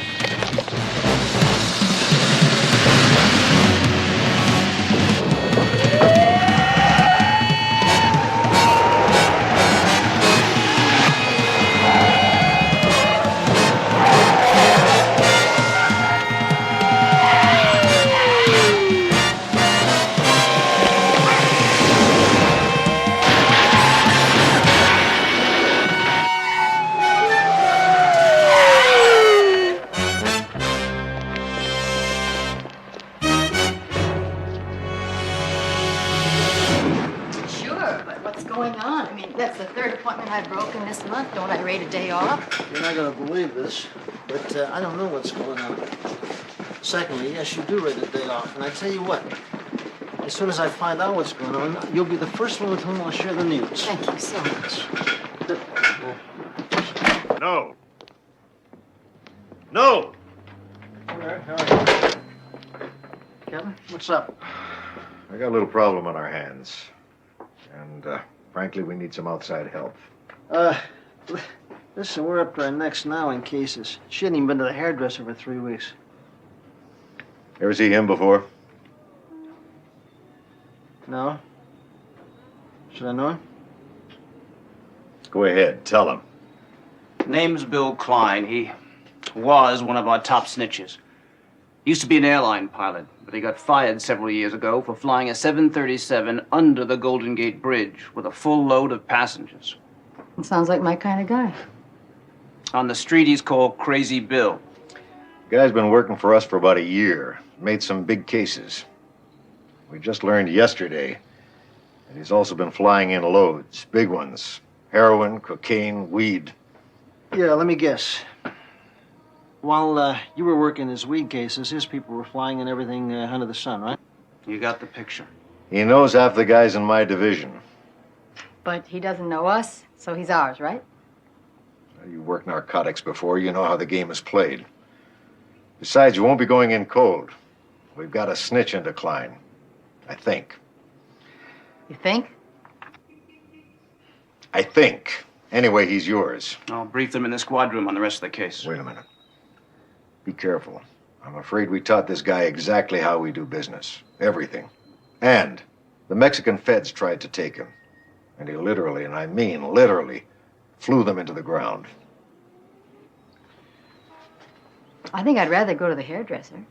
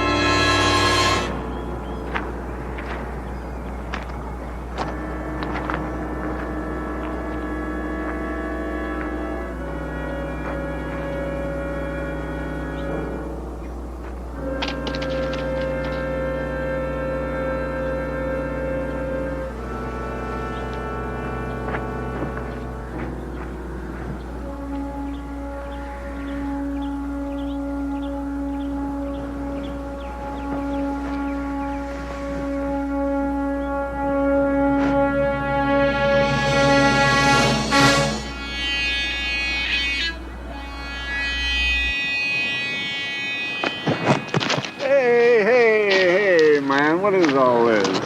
Got to be careful, Jimmy. Just checking. For what? You know, I ain't got no peace. You could be wired, working for the man. Now, come on, man. You know, I come here to do business, and you search me like I was a crook. You know, you're paranoid. You're nuts. You are a crook, remember? And I'm not paranoid. Just careful. Now, what can I do for you? 500 keys, man. I got a big buyer coming in from Seattle. It's a little heavy for you, isn't it? Well, you know, like I told you, I got buyers coming in from Washington, man. Okay. You came to the right supermarket. You get in touch with my man, Spear. We'll work out the delivery. Right. Yeah, I'll call him right away. You know, my people are waiting to get it on. Hey, Bill. Sir? How do I know, I mean, you know, for all I know, you might be working for the man.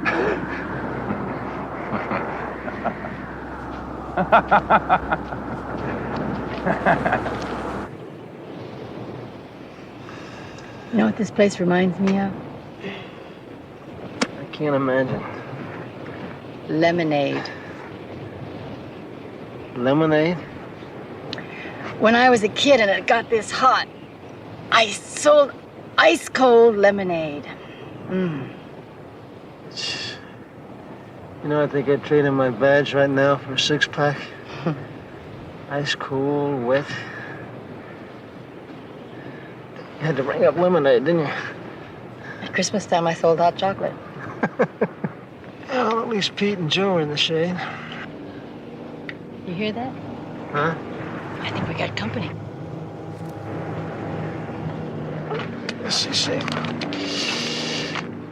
Okay, he's here. Everybody just cool it till he's on the ground and unloading.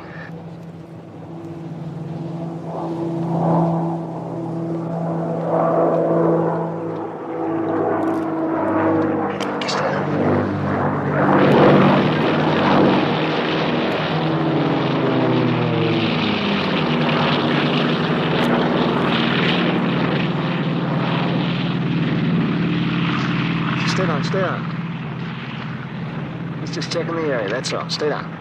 Oh, he's cautious, I'll say that for him. He's landing.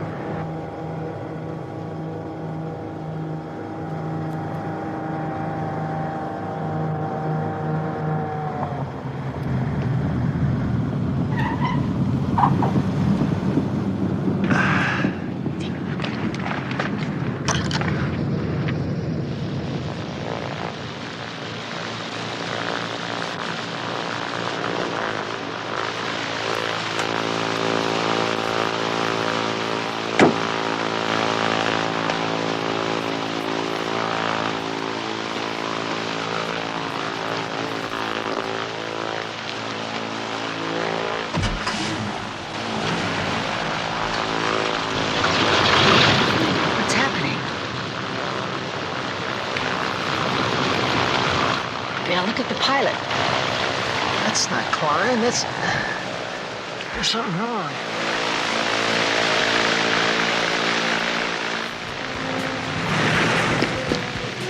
Where are they going? Not now, damn it! 12 by 51, get back, it's a dummy run!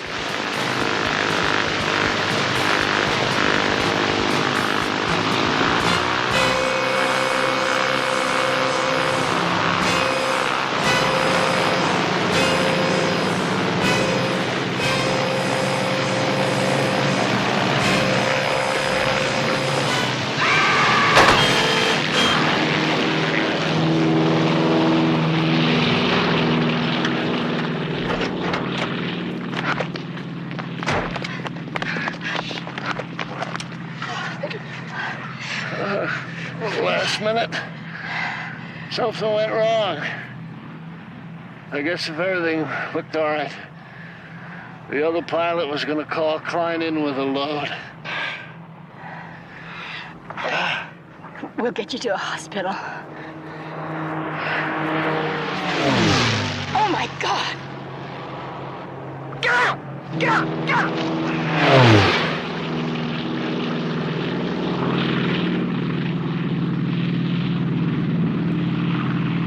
Stay down, he's coming back.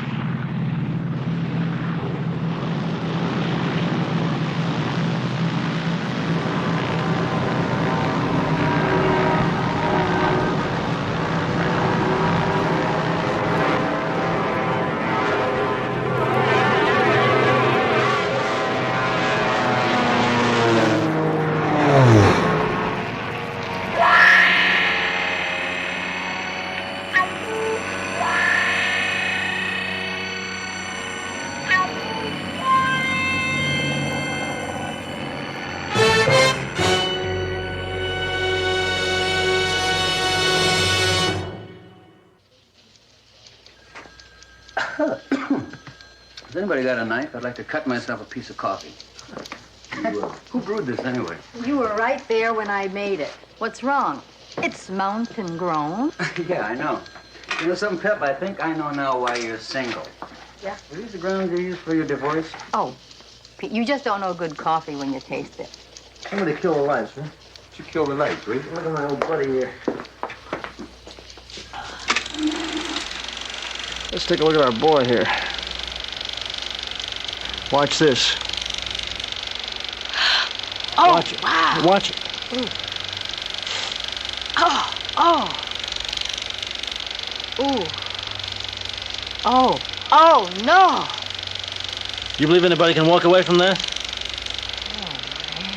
I can't believe it.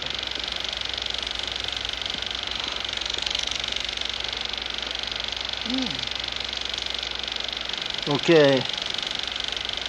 There's our boy. It's Michael Gregory. This guy's done a little of everything. Not only was he a race car driver, but he also worked for a while on a tuna boat. Even did a stint as a Hollywood stuntman. That is one hunk of choice male flesh. I'd make coffee for him any day. That's all he needs. First he loses his car in the time trials, then you make him pot of coffee. That's 2 disasters in a row, isn't it? Hey, Bill, where did you run into him? You're not a racing fan. No, his kid brother got busted. In order to help him out of the jam, Mike here made us a 4-ton weed case. Involved a tuna boat he'd worked on. What does he do now, besides stay in shape? Well, I haven't heard much about him since that crash. I understand he's flat on his butt.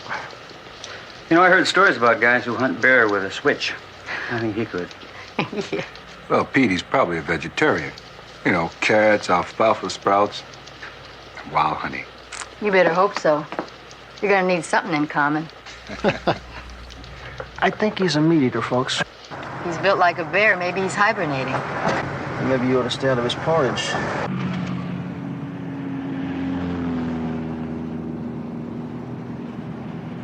Man, let's have the bread, huh? We didn't bring it. Hey, look, I'm not here to play games. Somebody's gonna get hurt. Maybe we better get in there before somebody does get hurt. I think I'll just stay here. Just relax. Boss is across the street waiting to meet you. He said he'd pay you himself. Yeah, well, where is he, man, and who is he? Let's go. I want good bread. He's waiting outside. His name is Sergeant Crowley.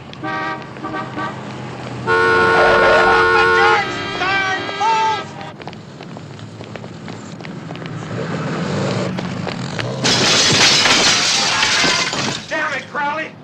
Why me, man? Why me? You guys didn't set this whole thing up just to bust me with a lousy 25 keys of grass, which will probably be legal in another 6 months anyway. Well, I don't know about that. I do know that you've been scoring with some pretty heavy people. Well, just who are these heavy people? The connection is a pilot named Bill Klein. Now, don't tell me you want me to give you Bill Klein. You take me to jail. We'll offer you a walk for the 25 keys. Oh, come on, Crowley. I won't do more than 60 days at best, and you know it. I'll take my chances in court. We understand you build and drive race cars. I used to. Till some rookie driver busted up $40,000 worth of my machinery. Well, that brings up an interesting question. Maybe you can answer it for us. What do you think NASCAR would say if they found out one of their owner drivers had been busted on a narcotics rap? Oh, I see. I work for you and don't drive again. Is that the picture? It's coming into focus. We need you to get to Klein.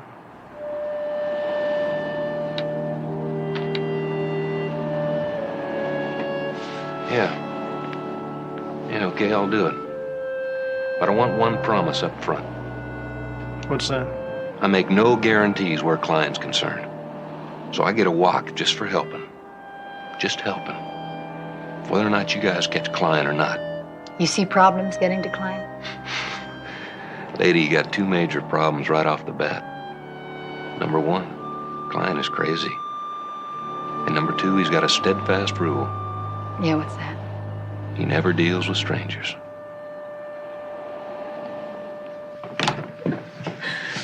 Well.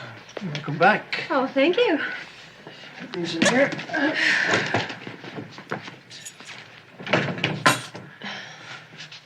Scotch and water with a twist. Right. Got a good memory. That's not all. I've also got these passionate Italian eyes. Oh. So, tell me what you've been doing. Huh? How's the department been treating you? Joyce, I tell you what. I'll make a deal with you. You don't ask me about the department. And I want to ask you how the captain keeps that great big thing up there in the air, okay? Okay. Now, about tonight. First, I thought we'd have a little dinner because I have found a sensational new Italian restaurant. And then I thought maybe we'd come back here and listen to a little jazz. I have loaded up on Chuck Mangione records. Now, what do you say to all that?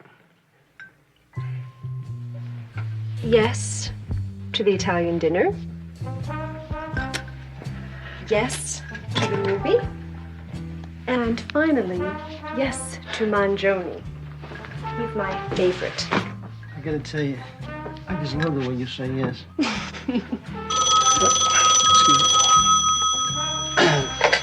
Yeah.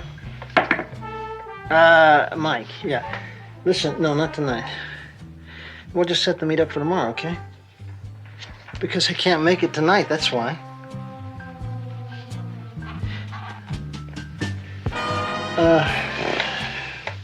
Okay.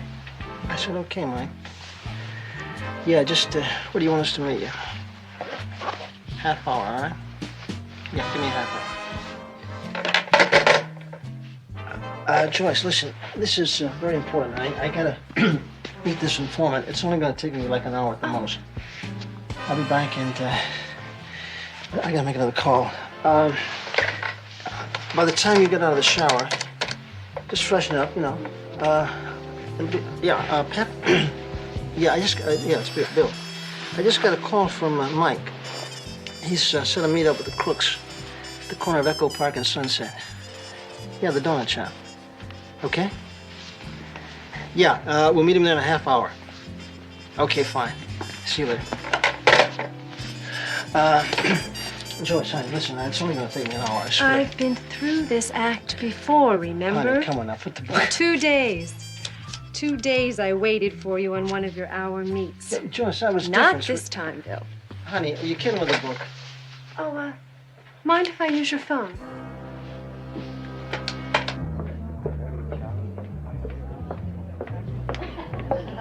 You look like you could use another drink. Yeah, listen. How do you feel about Chuck Mangione? Oh, I love him. Oh, yeah? Mm-hmm. So does my husband. Why? Nothing, I'm just doing a survey.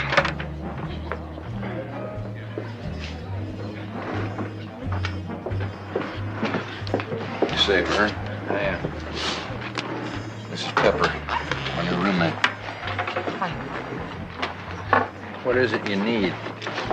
Well, I got a buyer who's ready to do 100 right now. That's no problem. A little heavy for you, isn't it? Yeah, well, it's time to make my move. Get some of that big money. Like the man said, make hay while the sun shines. Sounds like good business. The price is $100 a kilo, and we specify the delivery point. We'd like to have an idea when and where, so we can get our money together and be ready. I would assume that you already had all your bread together by now, or else we wouldn't be sitting here talking. As a matter of fact, I want half of the bread out front tonight. Oh, come on. Hey, look, Vern. You know I've never scored anything this heavy before. I'm just not ready to front $5,000 like it was nothing. Mike, baby, now you know our operation. If we don't have any money in front, then it's no go. That's our insurance that we're not dealing with the man. When you get your act together, call me.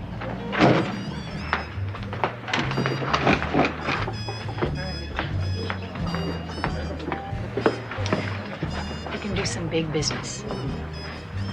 Mike and I are into some pretty heavy people. We stand to move a lot of kilos. If this thing goes right, we're putting everything into it. I'm sorry, sweetheart. No bread in front, no deal. Now, Mike knows that. Our people are going to be testing us on this first deal. If it goes right, we're in. They want to follow up with 1,000 kilos every 2 weeks, maybe some heroin. Hey, look. These people want the first ton a week after we do this first 100. That's the reason we're going to both have to bend a little. Can you see them putting up $50,000? You wouldn't, and neither would we. We're going to have to get used to doing business hand to hand, or Mike and I, we're just going to have to shop around and find another connection. How come she's doing all the talking? Well, her old man's one of the biggest weed wholesalers west of Chicago. Ex-old man. And now she's my lady. Okay. We'll go hand to hand this once. You go ahead and get your bread together for tomorrow. Delivery will be sometime afternoon. Where? I'll let you know when I call you.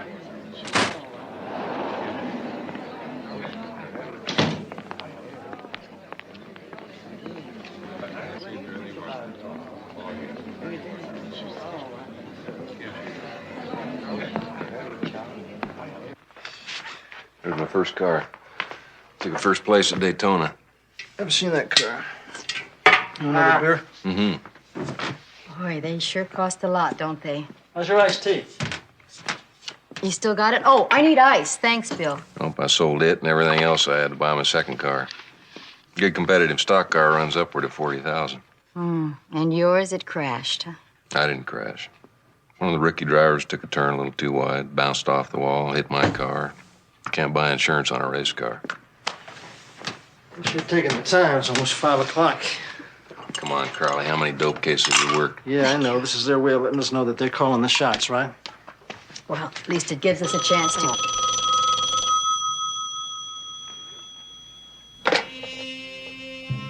I'm here. Right, we got everything together. Yeah, man, we got the bread. Okay, it'll take us about an hour and a half to get there. Right. A-loan, we understand. Load just arrived. Cheers.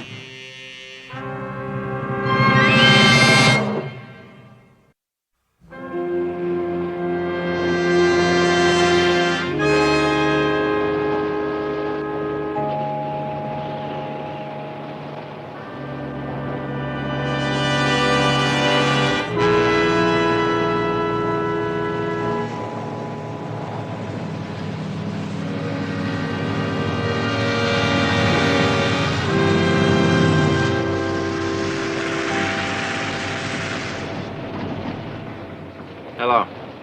Bird? The money, please. I'd like to see it. Show and tell.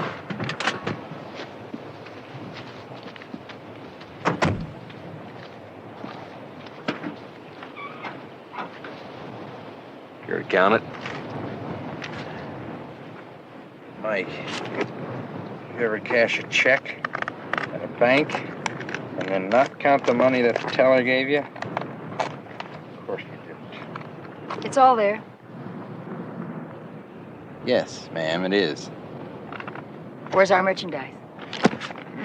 Just hang tight. See that Joshua tree? We'll just start walking toward it. 4 bags. 25 keys in each duffel bag. Start walking toward it, you'll see it.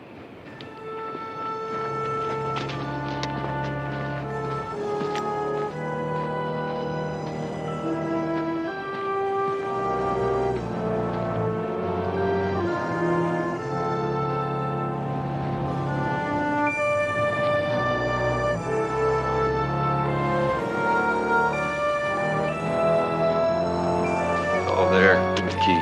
Hope you counted it.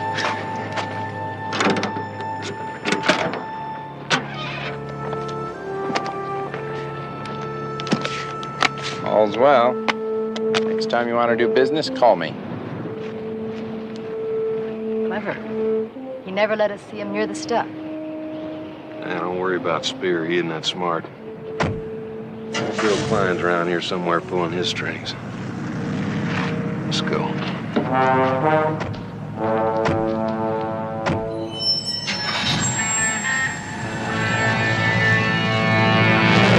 Oh, wow. Air conditioning. I guess when you make sergeant, that's one of the fringes, huh? You guys look great. The sun's done wonders for your complexion. Which one's Royster? The one with the carrot in his ear. Now look, what's going on? Spear hasn't left the airfield for 2 days now, you know? Boys, this morning we got this little report from Customs. Seems they found that pilot for us, the one that ran Higgins down. At least they say they found what was left of him. Where? Just north of Nogales. They figure he came across the border about 50 feet trying to beat the radar, crashed into the side of a mountain. Spread weed for half a mile. Did, Mike hear anything about our load? Want to tell him the good news? Spear phoned Mike this morning. Said that they're ready with the ton. Now all we have to do is come up with the money. We got 2 days. Well, 100 grand, that's more than I make in a week. Where are we gonna get $100,000 of flash? That's what we've been asking. With the state and our own money, we can raise 60 grand, no more. We've tapped Vice, intelligence, everyone. Well, what about the feds?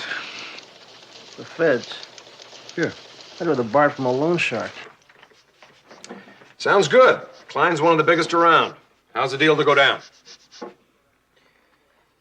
We've already let 100 keys go just to get locked in tight. Pepper and our snitch flash the money and we get the load. This informant, do we know him? No. Well, Bill, you know our policy about informants. We like to meet them, interview them personally before we enter a joint investigation. Yeah, well, you know our policy about informants. Dan, this thing's all together. It's ready to go right now. Now, we don't want to screw it up, okay? Cooperation. We want that. We'd just like to have Pepper duke in one of our own men so that we can identify all the players. The players? Dan, will you understand something, please? Nobody's playing. They've already killed one of Admark's snitches. Look, Bill, you guys are locals. Now, we're looking at the overall aspects of the case. The big picture, so to speak. Who's doing what, when, where? The big picture, huh? Okay, here it is. You guys couldn't catch a crook in the county jail. Klein moves more weed and junk in a week than you seize in a year. That's the big picture. Let's get the hell out of here. I'll borrow the money from the bank. Let's look at this like a business deal, all right? Now, we're putting in 60,000 and you're putting in 40. So, we're the major stockholders. We call the shots. So either you're in or you're out. It's just that simple. We're in. But I still want a little photo of that snitch for our files.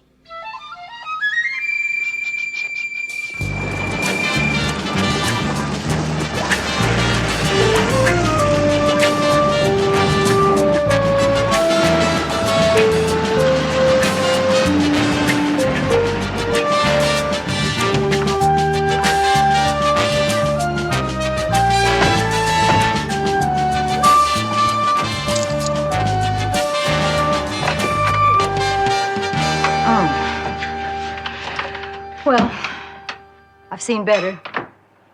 I've seen worse. Crowley? Nice room you picked out for us. Nice double bed? Oh, you're kidding. I hope you're receiving me well. I'm going to stash the money in the closet. Crowley, I still think we should have one of my own men in there just to play it safe. Dan, the only reason we're into him at all is because Mike's been able to convince him that Pepper's his girlfriend. Klein won't do business with strangers.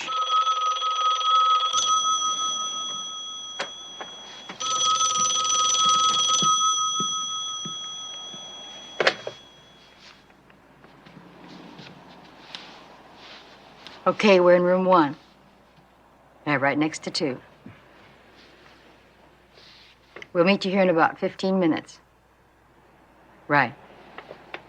That was Spear. He said after the money count, we're to go to an abandoned airstrip and pick up the load. So watch our bags, Crowley. Hey, Bill.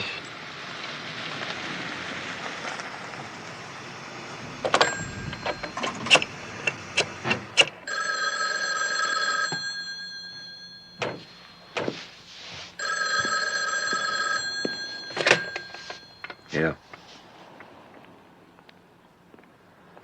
All right. It's Crowley. Spear's here, but there's not a crook with him. Crook, huh? Sound like a cop.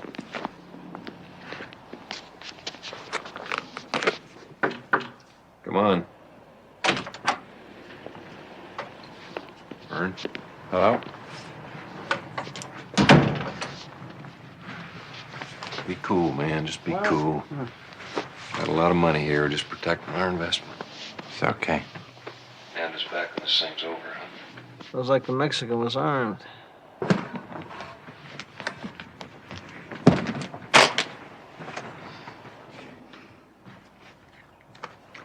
It's there, every nickel. How much is in each stack? Trusting Crook, he's counting every dollar. 20. Okay. We'll lead you to the Lord. You follow us in the camper. I'll take the money for insurance. Don't let him take the bread. Put it back on the bed. You've seen ours, now stop messing around. Now, I really mean it. Our agreement, remember? We work hand to hand. Right. I'll call you and tell you where you can pick it up. Come on.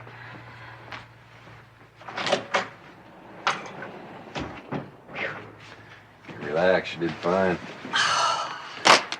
Go through this on every deal.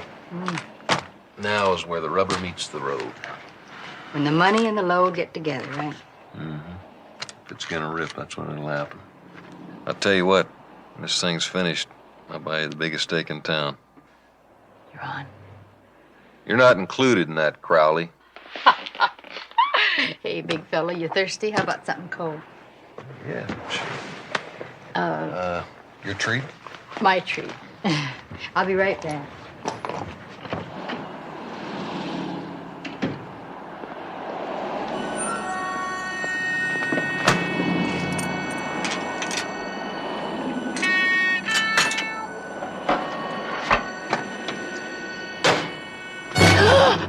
Be quiet. If you do anything crazy, I'll blow your head off.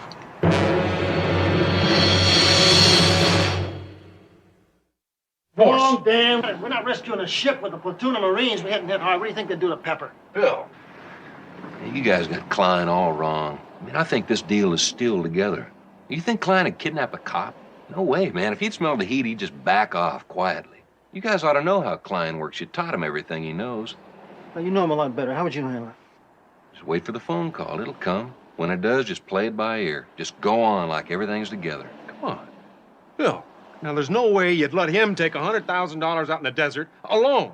He could be part of this whole thing. Well, if he is, he's got an awfully tight act, I'll say that. Now, we're going to play like the deal's together, except for one thing. I want you to get that chopper up there.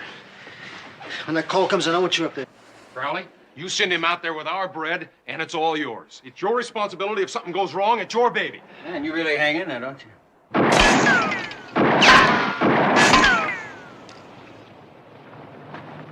You sure ease some worries I've got about your boyfriend. Yeah? In this business, you got to cover your own. Because no one else will. What are you worried about? We did 100 and everything went okay. Two things, baby. One, a rip. And $1 million worth of grass is temptation enough to turn a preacher's head around. Second, you could be the man. Or maybe you're working for him. Two of us can't rip off a ton of grass. And do I look like heat? I don't know, baby doll. But I own a little motel down near Mazatlan.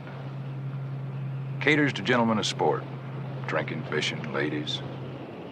If your partner doesn't come through as planned, you may be involved in a whole new line of work. You're too much. You've got me as hostage and still worried about Mike. Just cautious. Besides, I'm beginning to enjoy your company. 12 by 50. Come in there, 10. This is their 10. Go ahead. Pete, Mike's en route to the meet location south of Highway 111 east of Palm Canyon. You have him in sight? That's a Roger. We got a good shot of the camper from here. Terrific.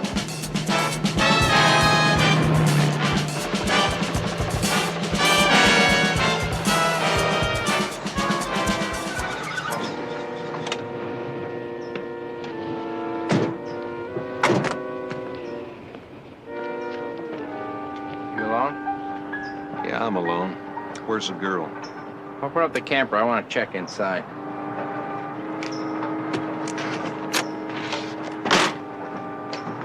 That's right, amigo. I still got your gun. Be a good boy now. Maybe I'll give it back to you. Better looking at John there, Vern. Where's the money? Now, you got a one-track mind, man. Now, I ask you, where's the girl? And where's my grass? You'll get them. Follow us.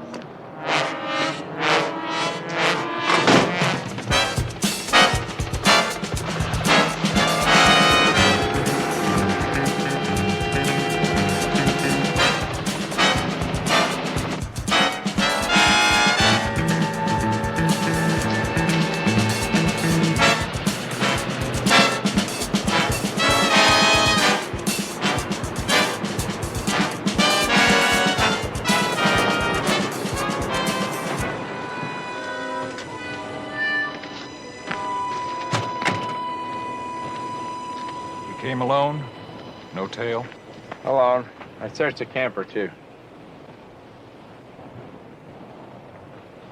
Let's go, babe.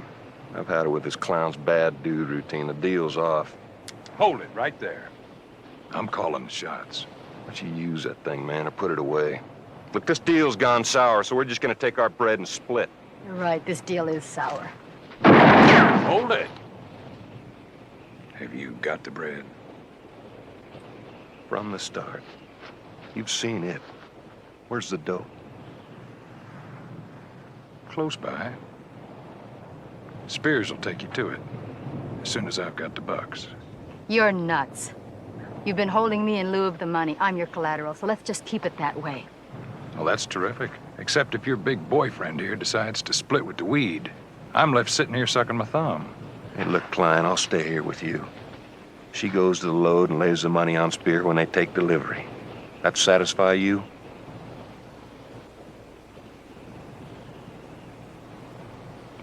Okay, give her the keys to the camper. And you come over here and sit down, because you make a bigger target anyway. Well, that's it. Just the two of us. You're beautiful. And you're on for the stake. Take care of yourself.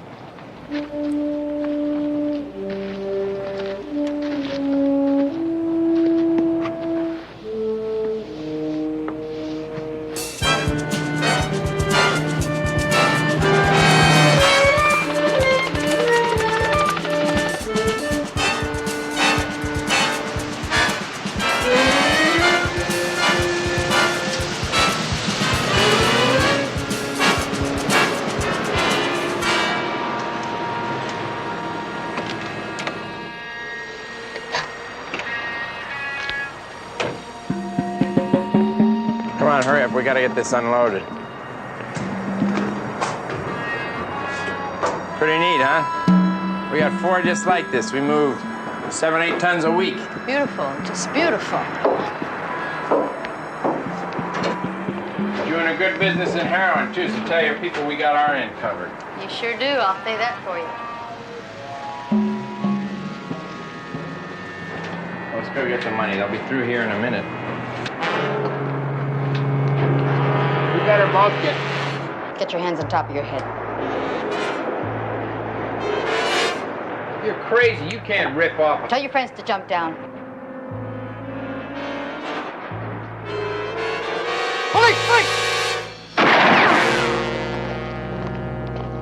Okay, Freddie, all yours. Keep an eye on them. Joe? Yes. Give me the keys to this cuffs, will you? Okay, how are we going to get Mike back? The money, where's the money? Pepper, you didn't leave the money with Mike. It's in the camper. Dan, don't you ever stop worrying? Yeah, I know. It's only money. Mr. Spear here is going to drive back just like everything went down okay, aren't you, Mr. Spear? It won't work. It better work.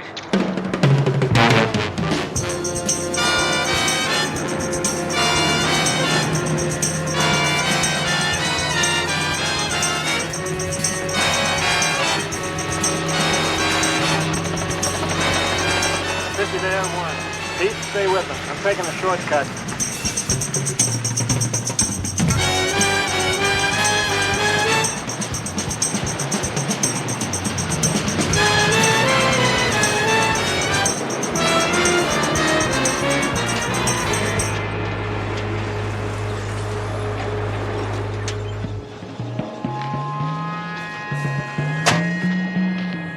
Everything went as planned.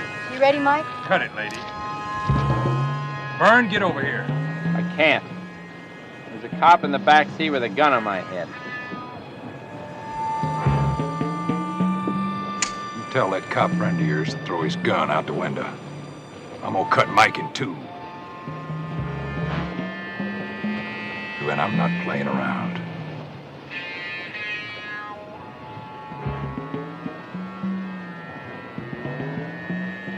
Joe?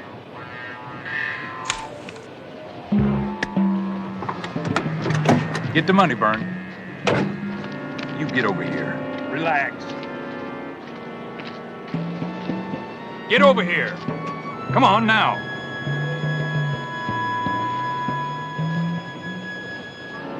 Come on.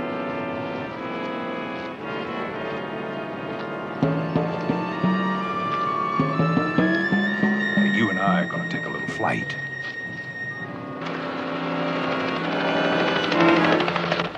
Tell him to get that chopper out of here. She's a dead lady. Damn it, Bern. Come on. Will you move? Let's go. Damn it, Bern. Come on. Move. Now.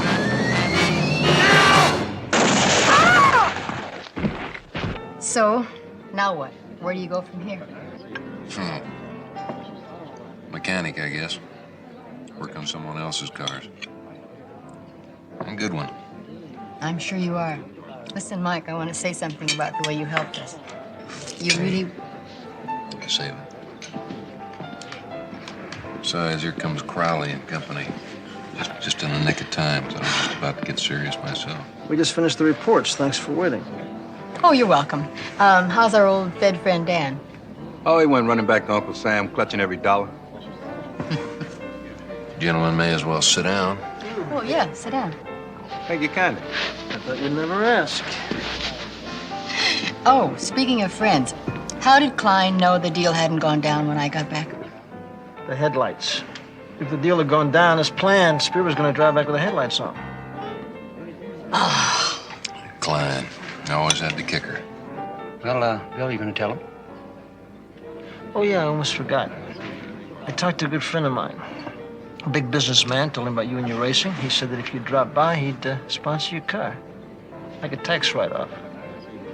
Well, it looks like you're back in the racing business. Congratulations. It's great, Bill. I'll tell you one thing, it's a hell of a lot safer than the business you guys are in. I'll drink to that.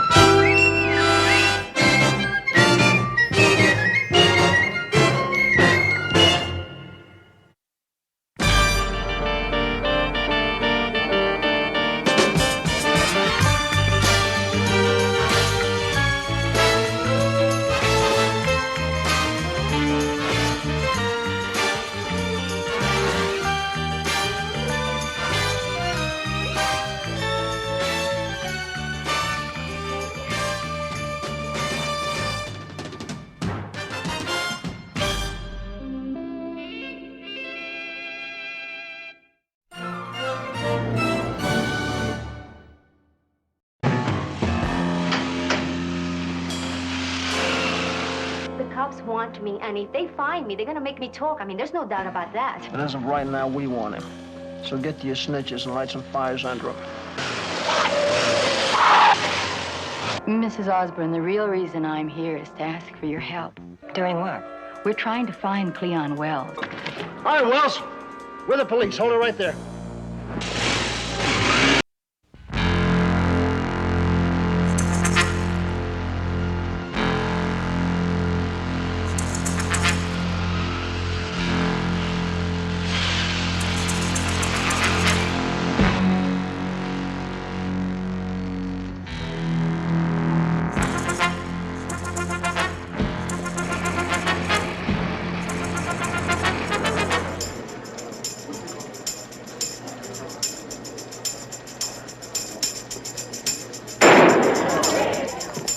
Find this to all of you people. Nobody make a stupid move and nobody gets hurt.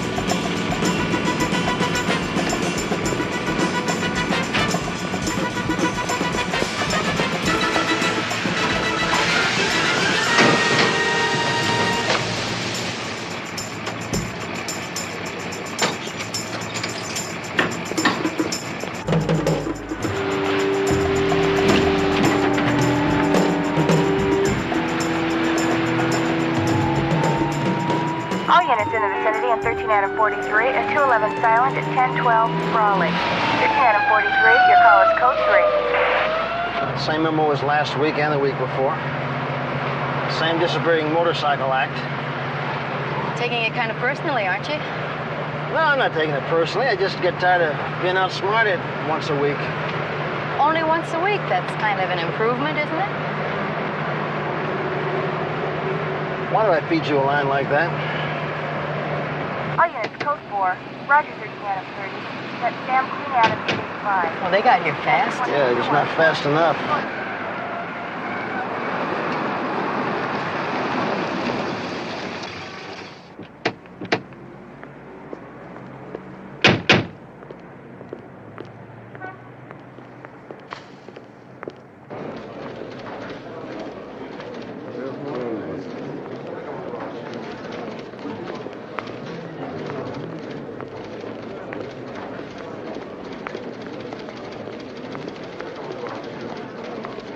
Anything new or different? No, the same various descriptions as usual, but everybody agrees on the helmet. What about the employees? Were they any help? Yeah, well, they all agree on one thing, too. What, that they was robbed? I bet there was no camera at this place either. We're lucky. Got a tape deck. I don't know how good the pictures are, but... At least we got a tape. Well, how about that? What do you say, about 5'6", 5'7", 165 pounds, something like that? Caucasian, Oriental, black. All of the above.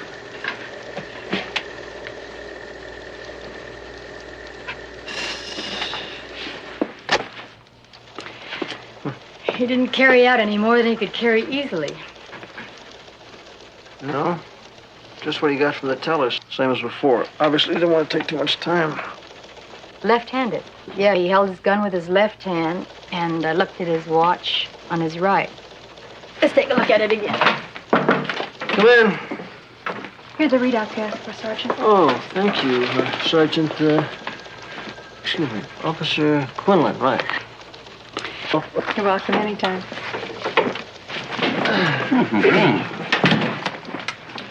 She's in Taberlane. Quinlan. Certainly is. Quinny. Yeah,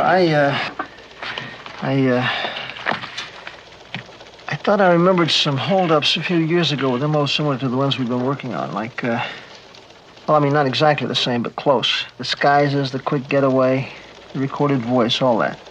So So you took your recollections down to tabulating on the first floor, and Officer Quinlan fed them into the computer. 2130, it's an incredible machine. Must be, with measurements like that. Yeah, well, let's see what we got here.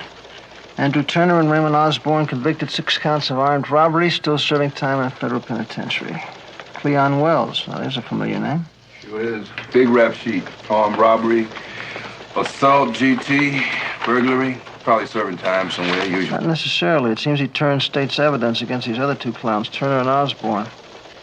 His testimony put him away, and he got off with 2 years, which were up a little more than 2 months ago. How about a description? You back on the streets? Yeah, you could say he's back on the streets, but it's more likely an alley. Who was his parole officer? Albert Mark, his P.O., has reported him in violation of parole, disappeared 2 weeks after he got out. Male, Caucasian, 36 years old, 6'4", 270 pounds. My type, but definitely not our hold-up man. Nobody could be running it, couldn't he? With a new set of partners. Motorcycle disappearing with 2 riders in broad daylight. And with money. All right. Cleon Wells has been on the wanted list for a couple of months, but as of right now, we want him. So get to your snitches and light some fires under him. Triple it if you have to. See you later, Ben. Yeah. I got a list of some names here for you to check out. When it comes to girls' friends, looks like, Leon like variety. These 2 in jail, they have family? Yeah, I think so. Yeah, Osborne was married and has 2 children. Turner's married and has 1 kid. Both the wives still live in town. His address is current? You think the computer would lie to me? Of course not. Sergeant, Crowley.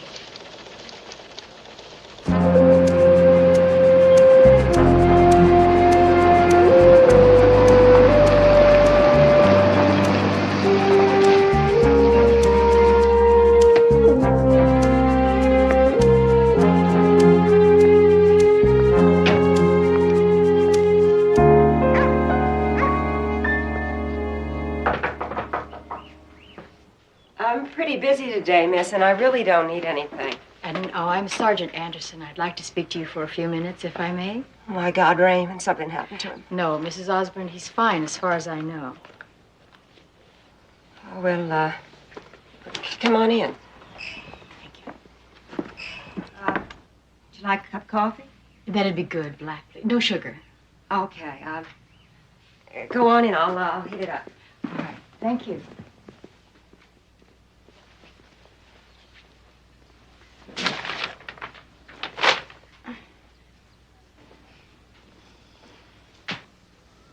Hi. Hi, Who are you? I'm the Osborne kid. I'm Harry.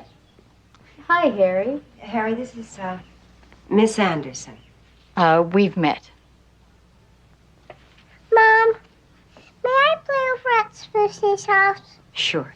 You be careful crossing the streets, huh? Look both ways. Okay, don't worry, Mom. He's adorable. Well, let's face it. You're right. Coffee's hot. Let's have a cup.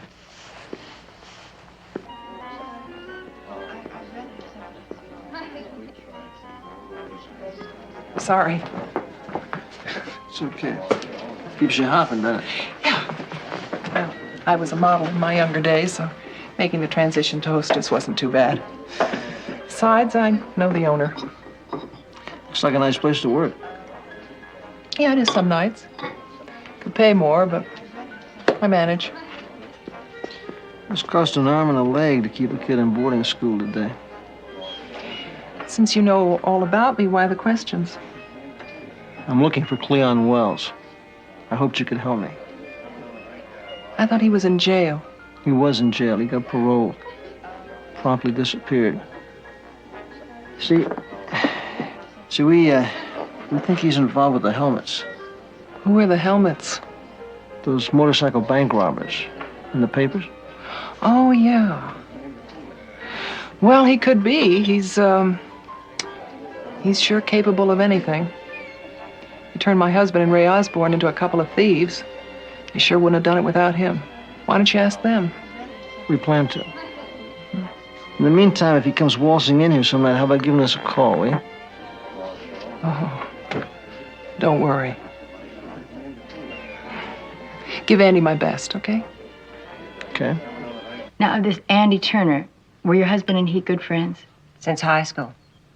They were in the same unit in the service. Andy and Ray had the same problem. No jobs. Do you know the third man, Cleon Wells? I didn't even know he existed until he testified. You know, the whole thing was his idea from the beginning. He planned those crimes. Gloria and I didn't know what was going on. We were just happy the boys were working steady and brought home some money. Is that Gloria Turner? Uh-huh. Well, what did your husbands tell you that they did for a living? Clerical work for the Racing Association. That's what they told us. Oh, they both knew some accounting, so it made sense. They said once in a while they'd get inside information on a horse, and they'd bet on it, and they won. I believed it. Every bit of it. Listen, I had a friend once. Her husband kept telling her he went fishing. He even brought home the fish. It's easy to be deceived. Mrs. Osborne, the real reason I'm here is to ask for your help. Doing what? We're trying to find Cleon Wells. Did he escape? He was released. Oh, that's right. He got the short term. What's he done now? Jump parole. We have reason to believe he could be mixed up in a series of bank robberies. You might have read about them. The press has been referring to them as helmets. The men that ride the motorcycles. I heard a news broadcast. They held up a bank this morning, didn't they? That's right. I wish I could tell you something to help. I can't think of anything. I didn't know him. I never even spoke to him. I sure hope you get him. We will. Thank you for your time. That's all right. It's nice to talk to somebody about Raymond besides Harry. You miss him, of course. Yeah. But he'll be back one day, and we'll get by. I've got a job. Oh, good. Dental technician, about 4 days, and we're making it. Just. You know, I noticed, of course, your little boy is very durable. Children don't get that way by themselves. You've done very well with him. Well, loving him helps. And he's not teased as much by the kids about his father anymore, but when he is... Goodbye, Mrs. Osborne. Now, if you should recall anything about Cleon Wells, you'll phone me at headquarters? Sure. You go up and visit him often? No, not often. It's a long trip. I'll tell him you sent your love. Okay. That too. Excuse me.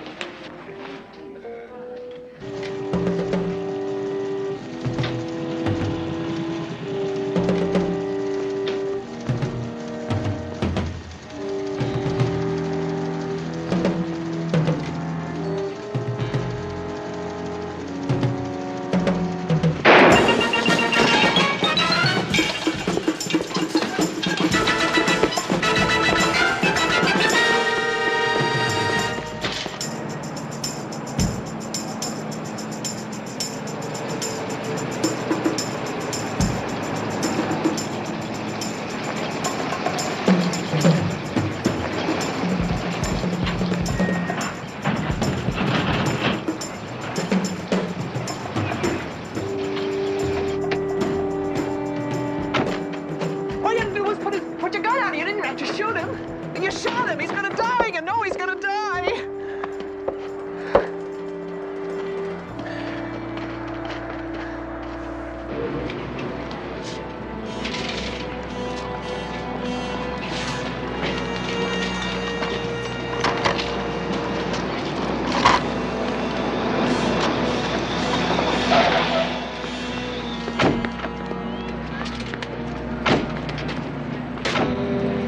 I'll get the film if there is any.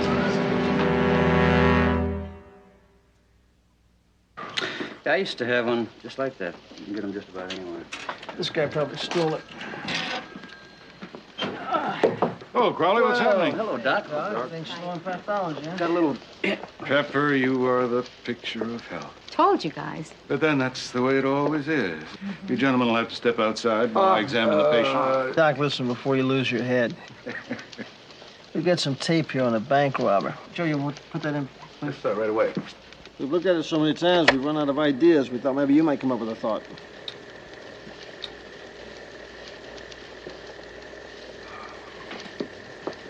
Bit livelier than most of my patients.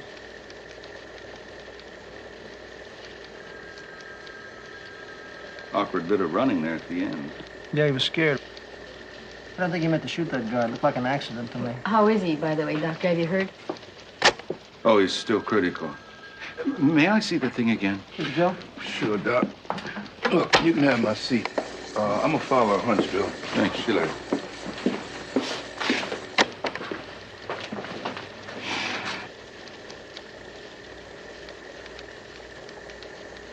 Something about him bothers me. I don't know what it is. Yeah, well, there's a lot bothering me, too, including several people who outrank us all. One thing, hey, Pete. Yes? Get a bulletin out to all these banks with cameras. Tell them to hook up tape recorders so we can hear what's going on, will you? Right. Good to see you, Doc. Yeah. See you later. Yeah, this is a blow-up of his hand. We had it blown up because I thought maybe that watch might be something special, but unfortunately it's not. Exaggerated tuberosity of the humerus. Got very broad shoulders. Short radius. Underdeveloped carpus. What's that mean in English? Oh, for a man with very broad shoulders, he's got short arms and very small hands and wrists, almost feminine. Well, possibly it could be the result of polio when he was a child or an accident. I mean, either way could affect the manner of his running.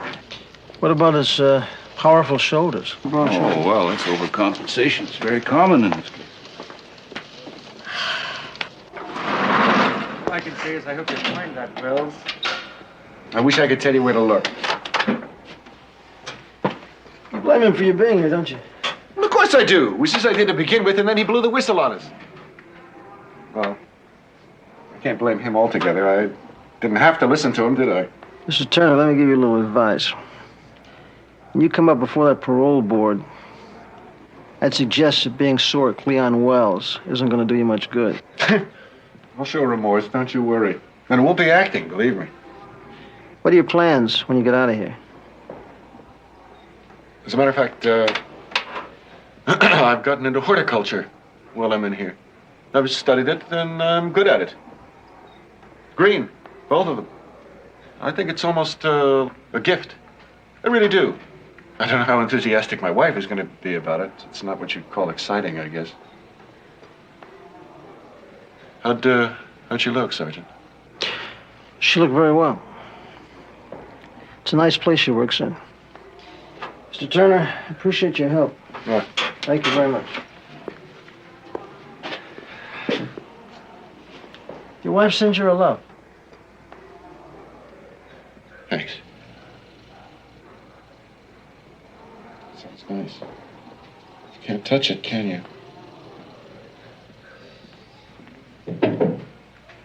I haven't seen or heard from Cleon Wells since the trial, and I hope I never do again. Do you blame him for getting you involved in the first place, or for testifying against you? Both. If you hadn't been arrested, you might have gone on with it and been shot eventually. Thought about that, too. Your wife, Karen, is doing beautifully, especially with your little boy. He's something else. What I did, it was rough on them, Sergeant Anderson. I hope to make it up to them someday. How soon before your first parole hearing? 8 more months. Have you filed for an appeal? Public defender's office is so busy, it'll take him longer than that to get to us. We can't afford a private lawyer. Goodbye, Miss Strasburg. I'm sorry I couldn't help you with your problem. I think that... What? Well, I'm no detective, but I think it's very possible that Cleon Wells is involved in those holdups. And please get him fast, because he could jeopardize my parole.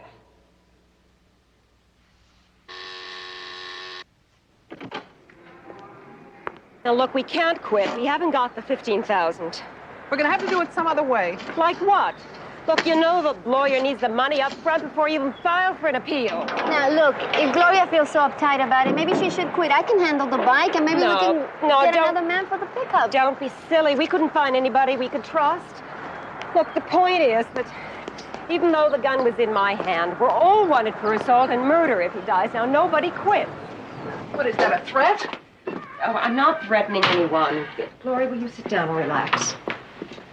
Look, it's just that we've come this far. I want us to go all the way, all right? You know something? It seems to me next time if there's a security guard, he's gonna think twice. What are you so eager about? Is it kicks? Is that all? Not at all. I never lived so good before. Besides, there's a little thing, you know, like I've got a sick mama and 5 little brothers on the east side. They're eating now all they can handle. Oh, come on, listen. We're doing fine. We're doing better than Cleon ever did, and he's the one getting blamed for it.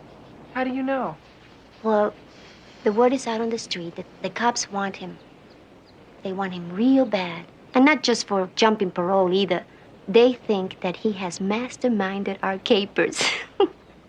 You know, I bet it's killing him getting the blame but not the bread. Oh, I hope they get him. When they do, he won't have anybody to think on. Not this time. Look, just 2 more, and we'll plan them very carefully, huh? Okay? I hope my husband appreciates what I'm going through for him. The thing is, he'd never believe it. Neither would yours.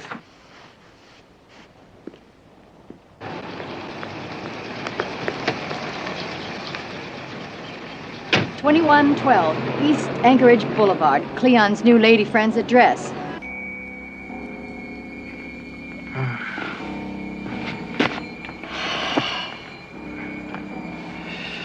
She was telling you the truth.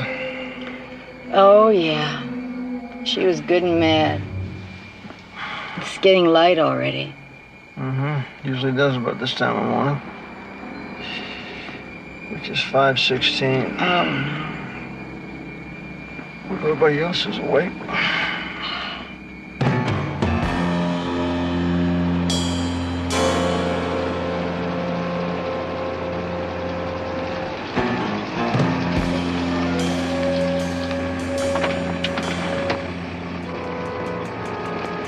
Cleo Wells. Move on it.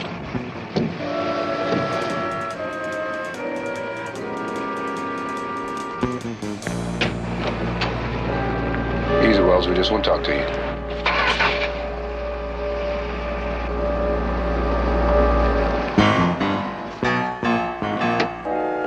All right, Wells. We're the police. Hold her right there.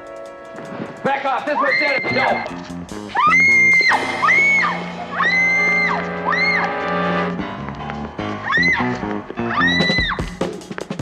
Charlie, we want him alive. Yeah, I'll do my best, Bill.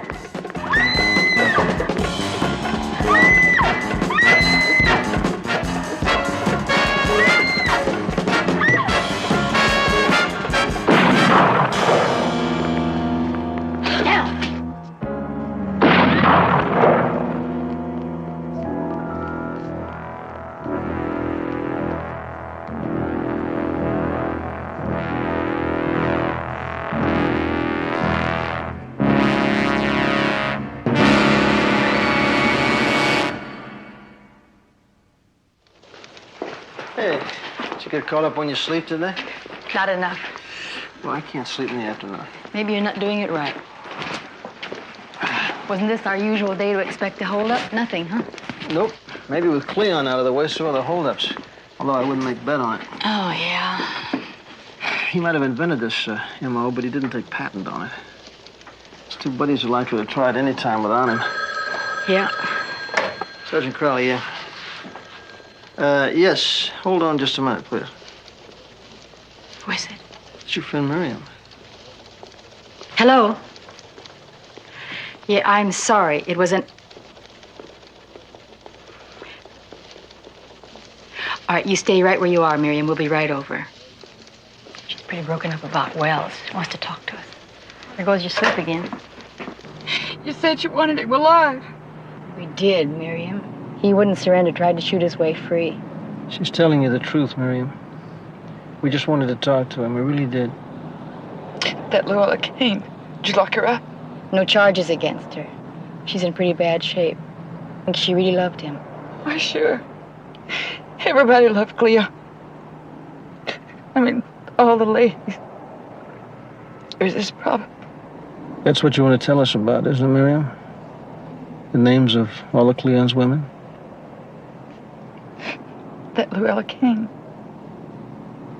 She was new. I mean, he took up with her after he got out. Before he went up, there was a whole string of them. There's Cindy Washington. She's in jail herself now. And then there was the one he was going with before the trial. I don't know, she got her picture in the paper now. Dorothy Wilson. Yeah, I saw her the other night. She was with some new dude. I mean, she was all gussied up. She had on earrings and the big hairdo.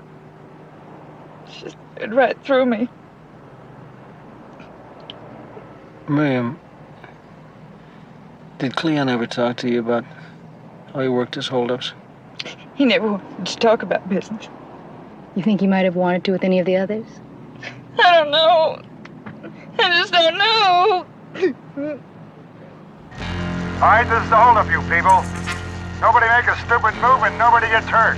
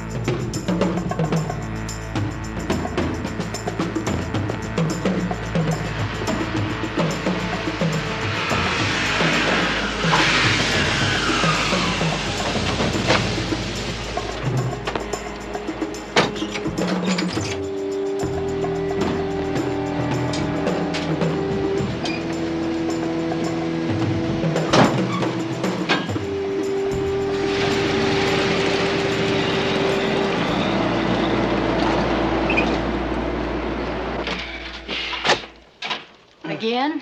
Same old ball game? Same old shadow. Only this time we got sound, just like in the real movies. Yeah. Why don't you sit down? I'll show you talking. All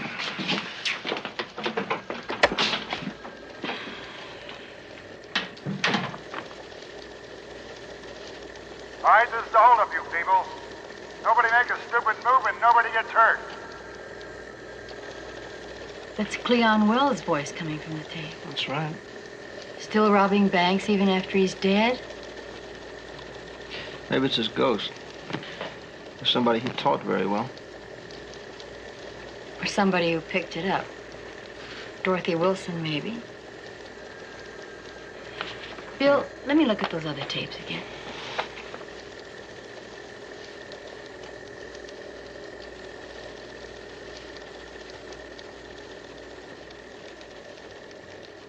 Hold it there, Bill.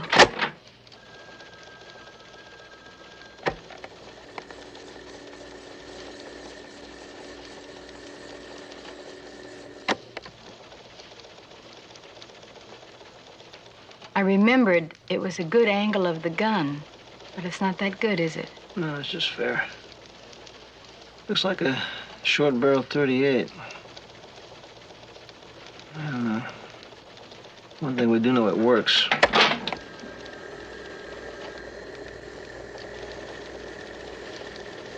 Well, 4,100 apiece. It's not much, but it's ours. Okay. So we need another 5,000 between us, and 6 would be better.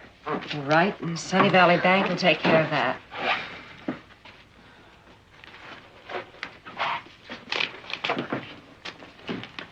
You're awfully quiet. What's the matter? Nothing. Well, I'm really sorry about Cleon. I really am. You're not still hooked. No, I didn't want to see him dead. Just out of circulation. When Raymond gets out and we're settled someplace, I'm going to give some money to that Bankard's family. He didn't die. Oh, I know, but I'm going to do it.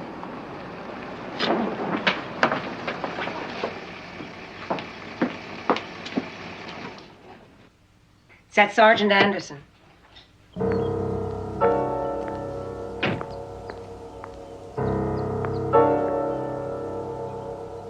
What do we do? We do what we've got to do.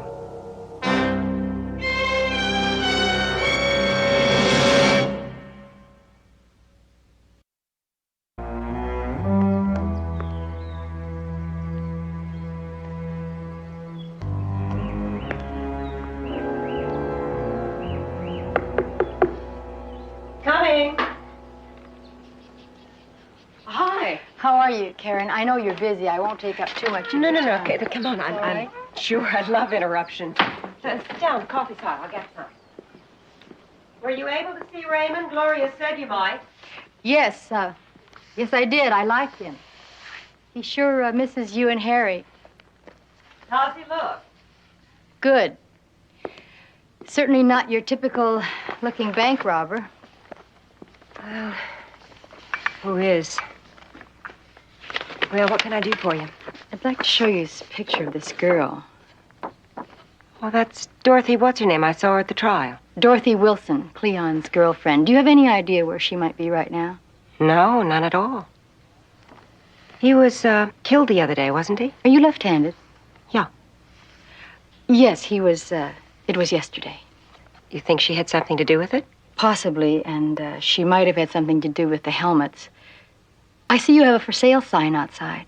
Yeah, I can't possibly afford to keep this place. Prices doing what they are. And we'll probably move somewhere when Raymond gets out. Start fresh. Harry's over at my mother's. Do you think this Gloria Turner would know anything about the girl? Well, I'm sure she doesn't, but it wouldn't hurt to ask. Well, I stopped by the restaurant where she works, but it was her day off. Thank you, and thank you for the coffee. Oh, yeah, anytime.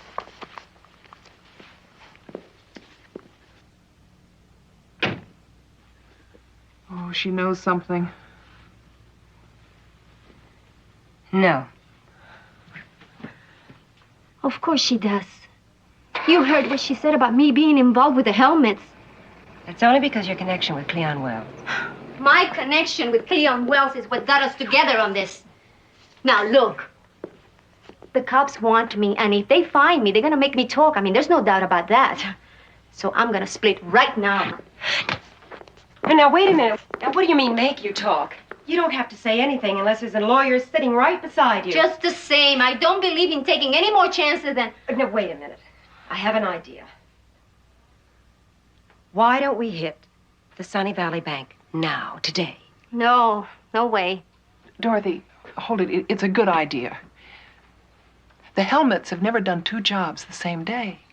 And it's big. That's right. And we've got more than 2 hours.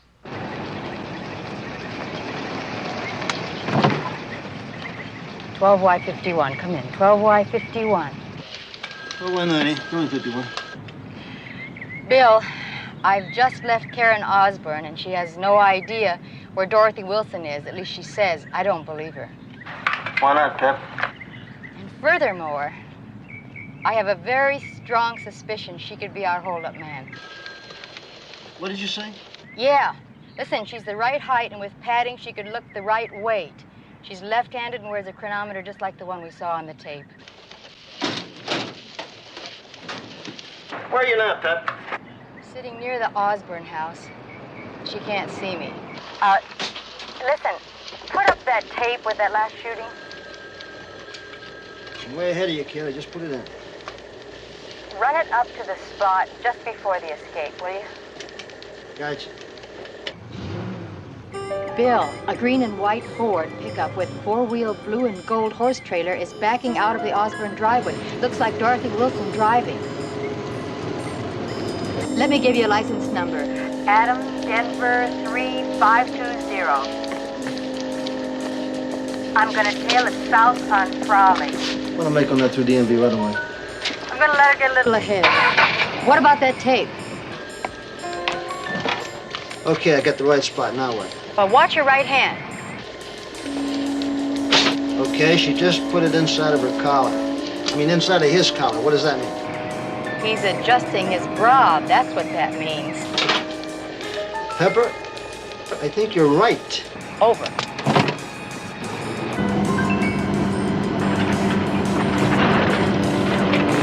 Makes sense. It's more risk.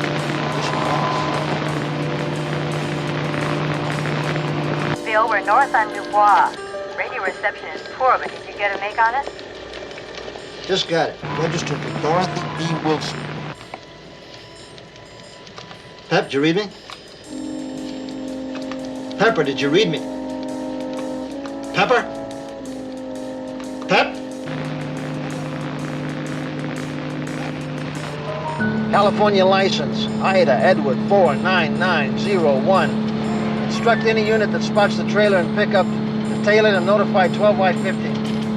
12Y50, Roger. All units in the Sunnyvale area, a 211 suspect in a green and white Ford pickup is towing a blue and gold four-wheel horse trailer. California license, Adam David 3520. Last seen north on Du Bois off Frawley. Do not apprehend. Stake and tail. Notify 12Y50 on TAC 1 for further instructions. 12Y51. I have the pickup and the trailer in sight. Approximately 1/2 mile from Willoughby Canyon, eastbound on Archway Avenue. 12Y51, Roger. Switch to TAC 1 and repeat. 12Y50, did you copy 51? Roger. 12Y50, come in. Hey, Pep. We're westbound on Archway Avenue, about 4 or 5 miles from the Sunny Valley Shopping Center. There are two banks in Sunny Valley Shopping Center, aren't there? That's right, there are. Don't you think a horse trailer would be a good place to hide a motorcycle? Yeah, Pep. Backup's on its way. Just take care. Just keep it in sight. I'm heading into a side street. I think she might have spotted me. You better step on it a bit. She's been riding a point a long time.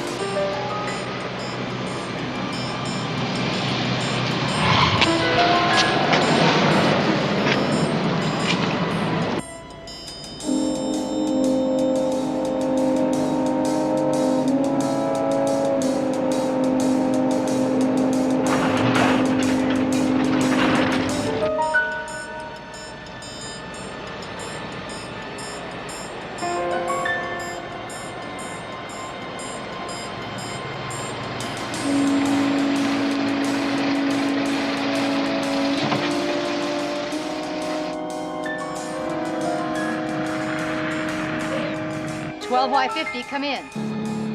Yeah, Pep. I've lost him.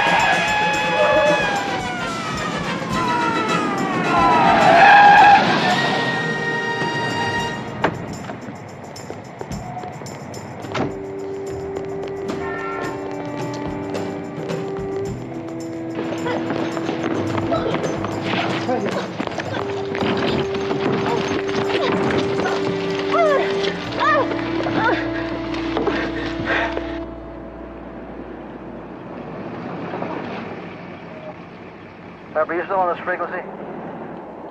Affirmative. I still can't find that pickup. We got the pickup. We also got the Wilson girl. But if the helmets were in it, they're not in it anymore. Where are you now? North edge of the shopping center, I can see the street side of the bank. The big one. Okay, we're in the parking lot. We got the back covered. Just sit tight.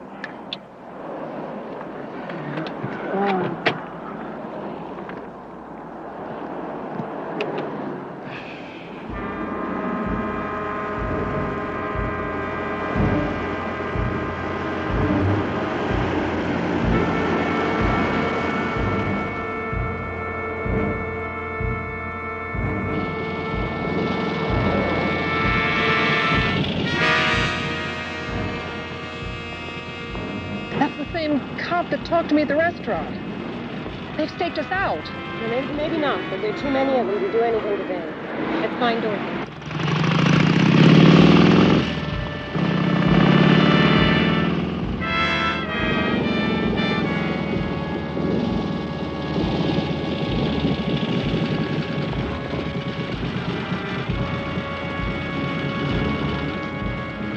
Got him. Keep moving, nice and easy.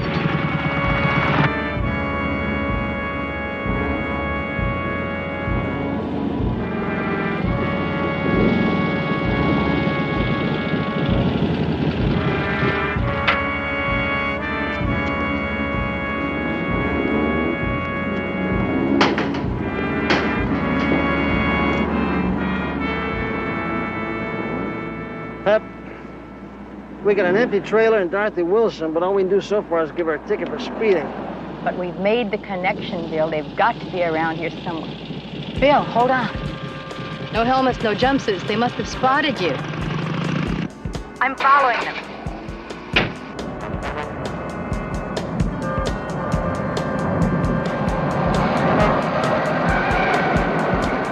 All units, I've got them southbound now on Becker Drive. Roger, 51, we're on our way. All units respond TAC 1 for instructions. 51, keep us posted.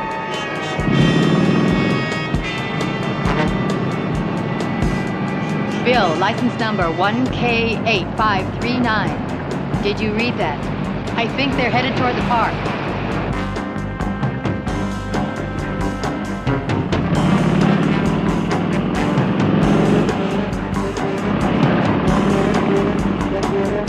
12Y50 and all units southbound now on Park Drive. They're headed for the south entrance to Becker Park.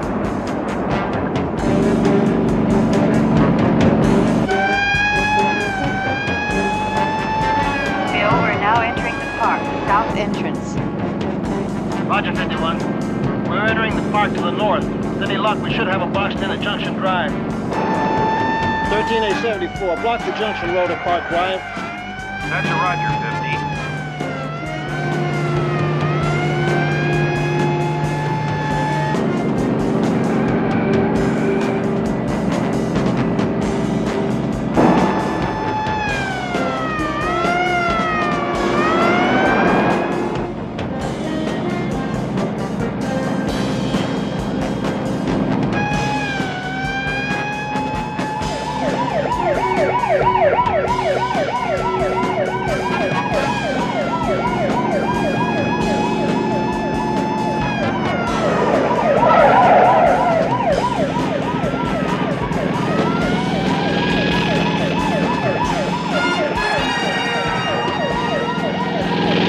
Across the grass toward the playground. Roger, Pat, stay with it. We'll head her off from this side. 13A74, take the playground.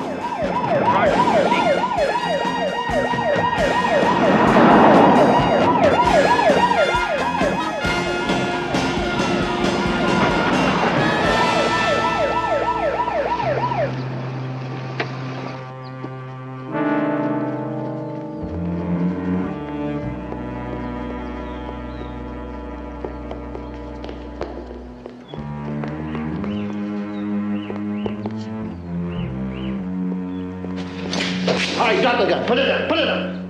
Put it down. Karen, you're not going to use it. Put it down. Put it down.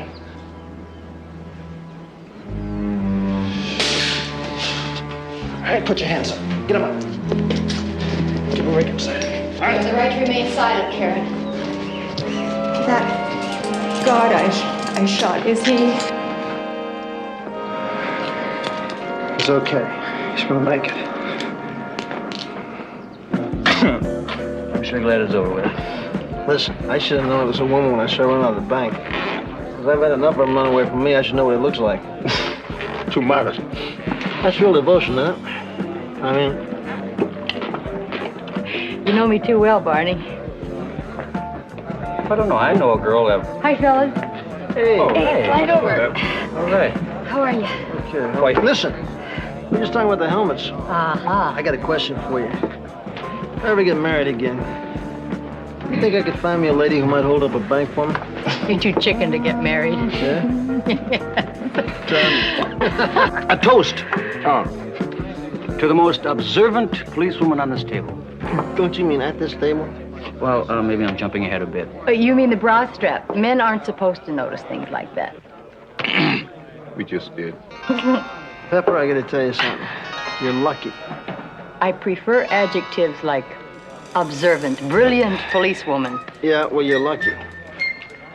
If that lady had been into women's lib, now you think about it, and she was a bra burner, we'd still be looking for a couple of guys, you know what I mean?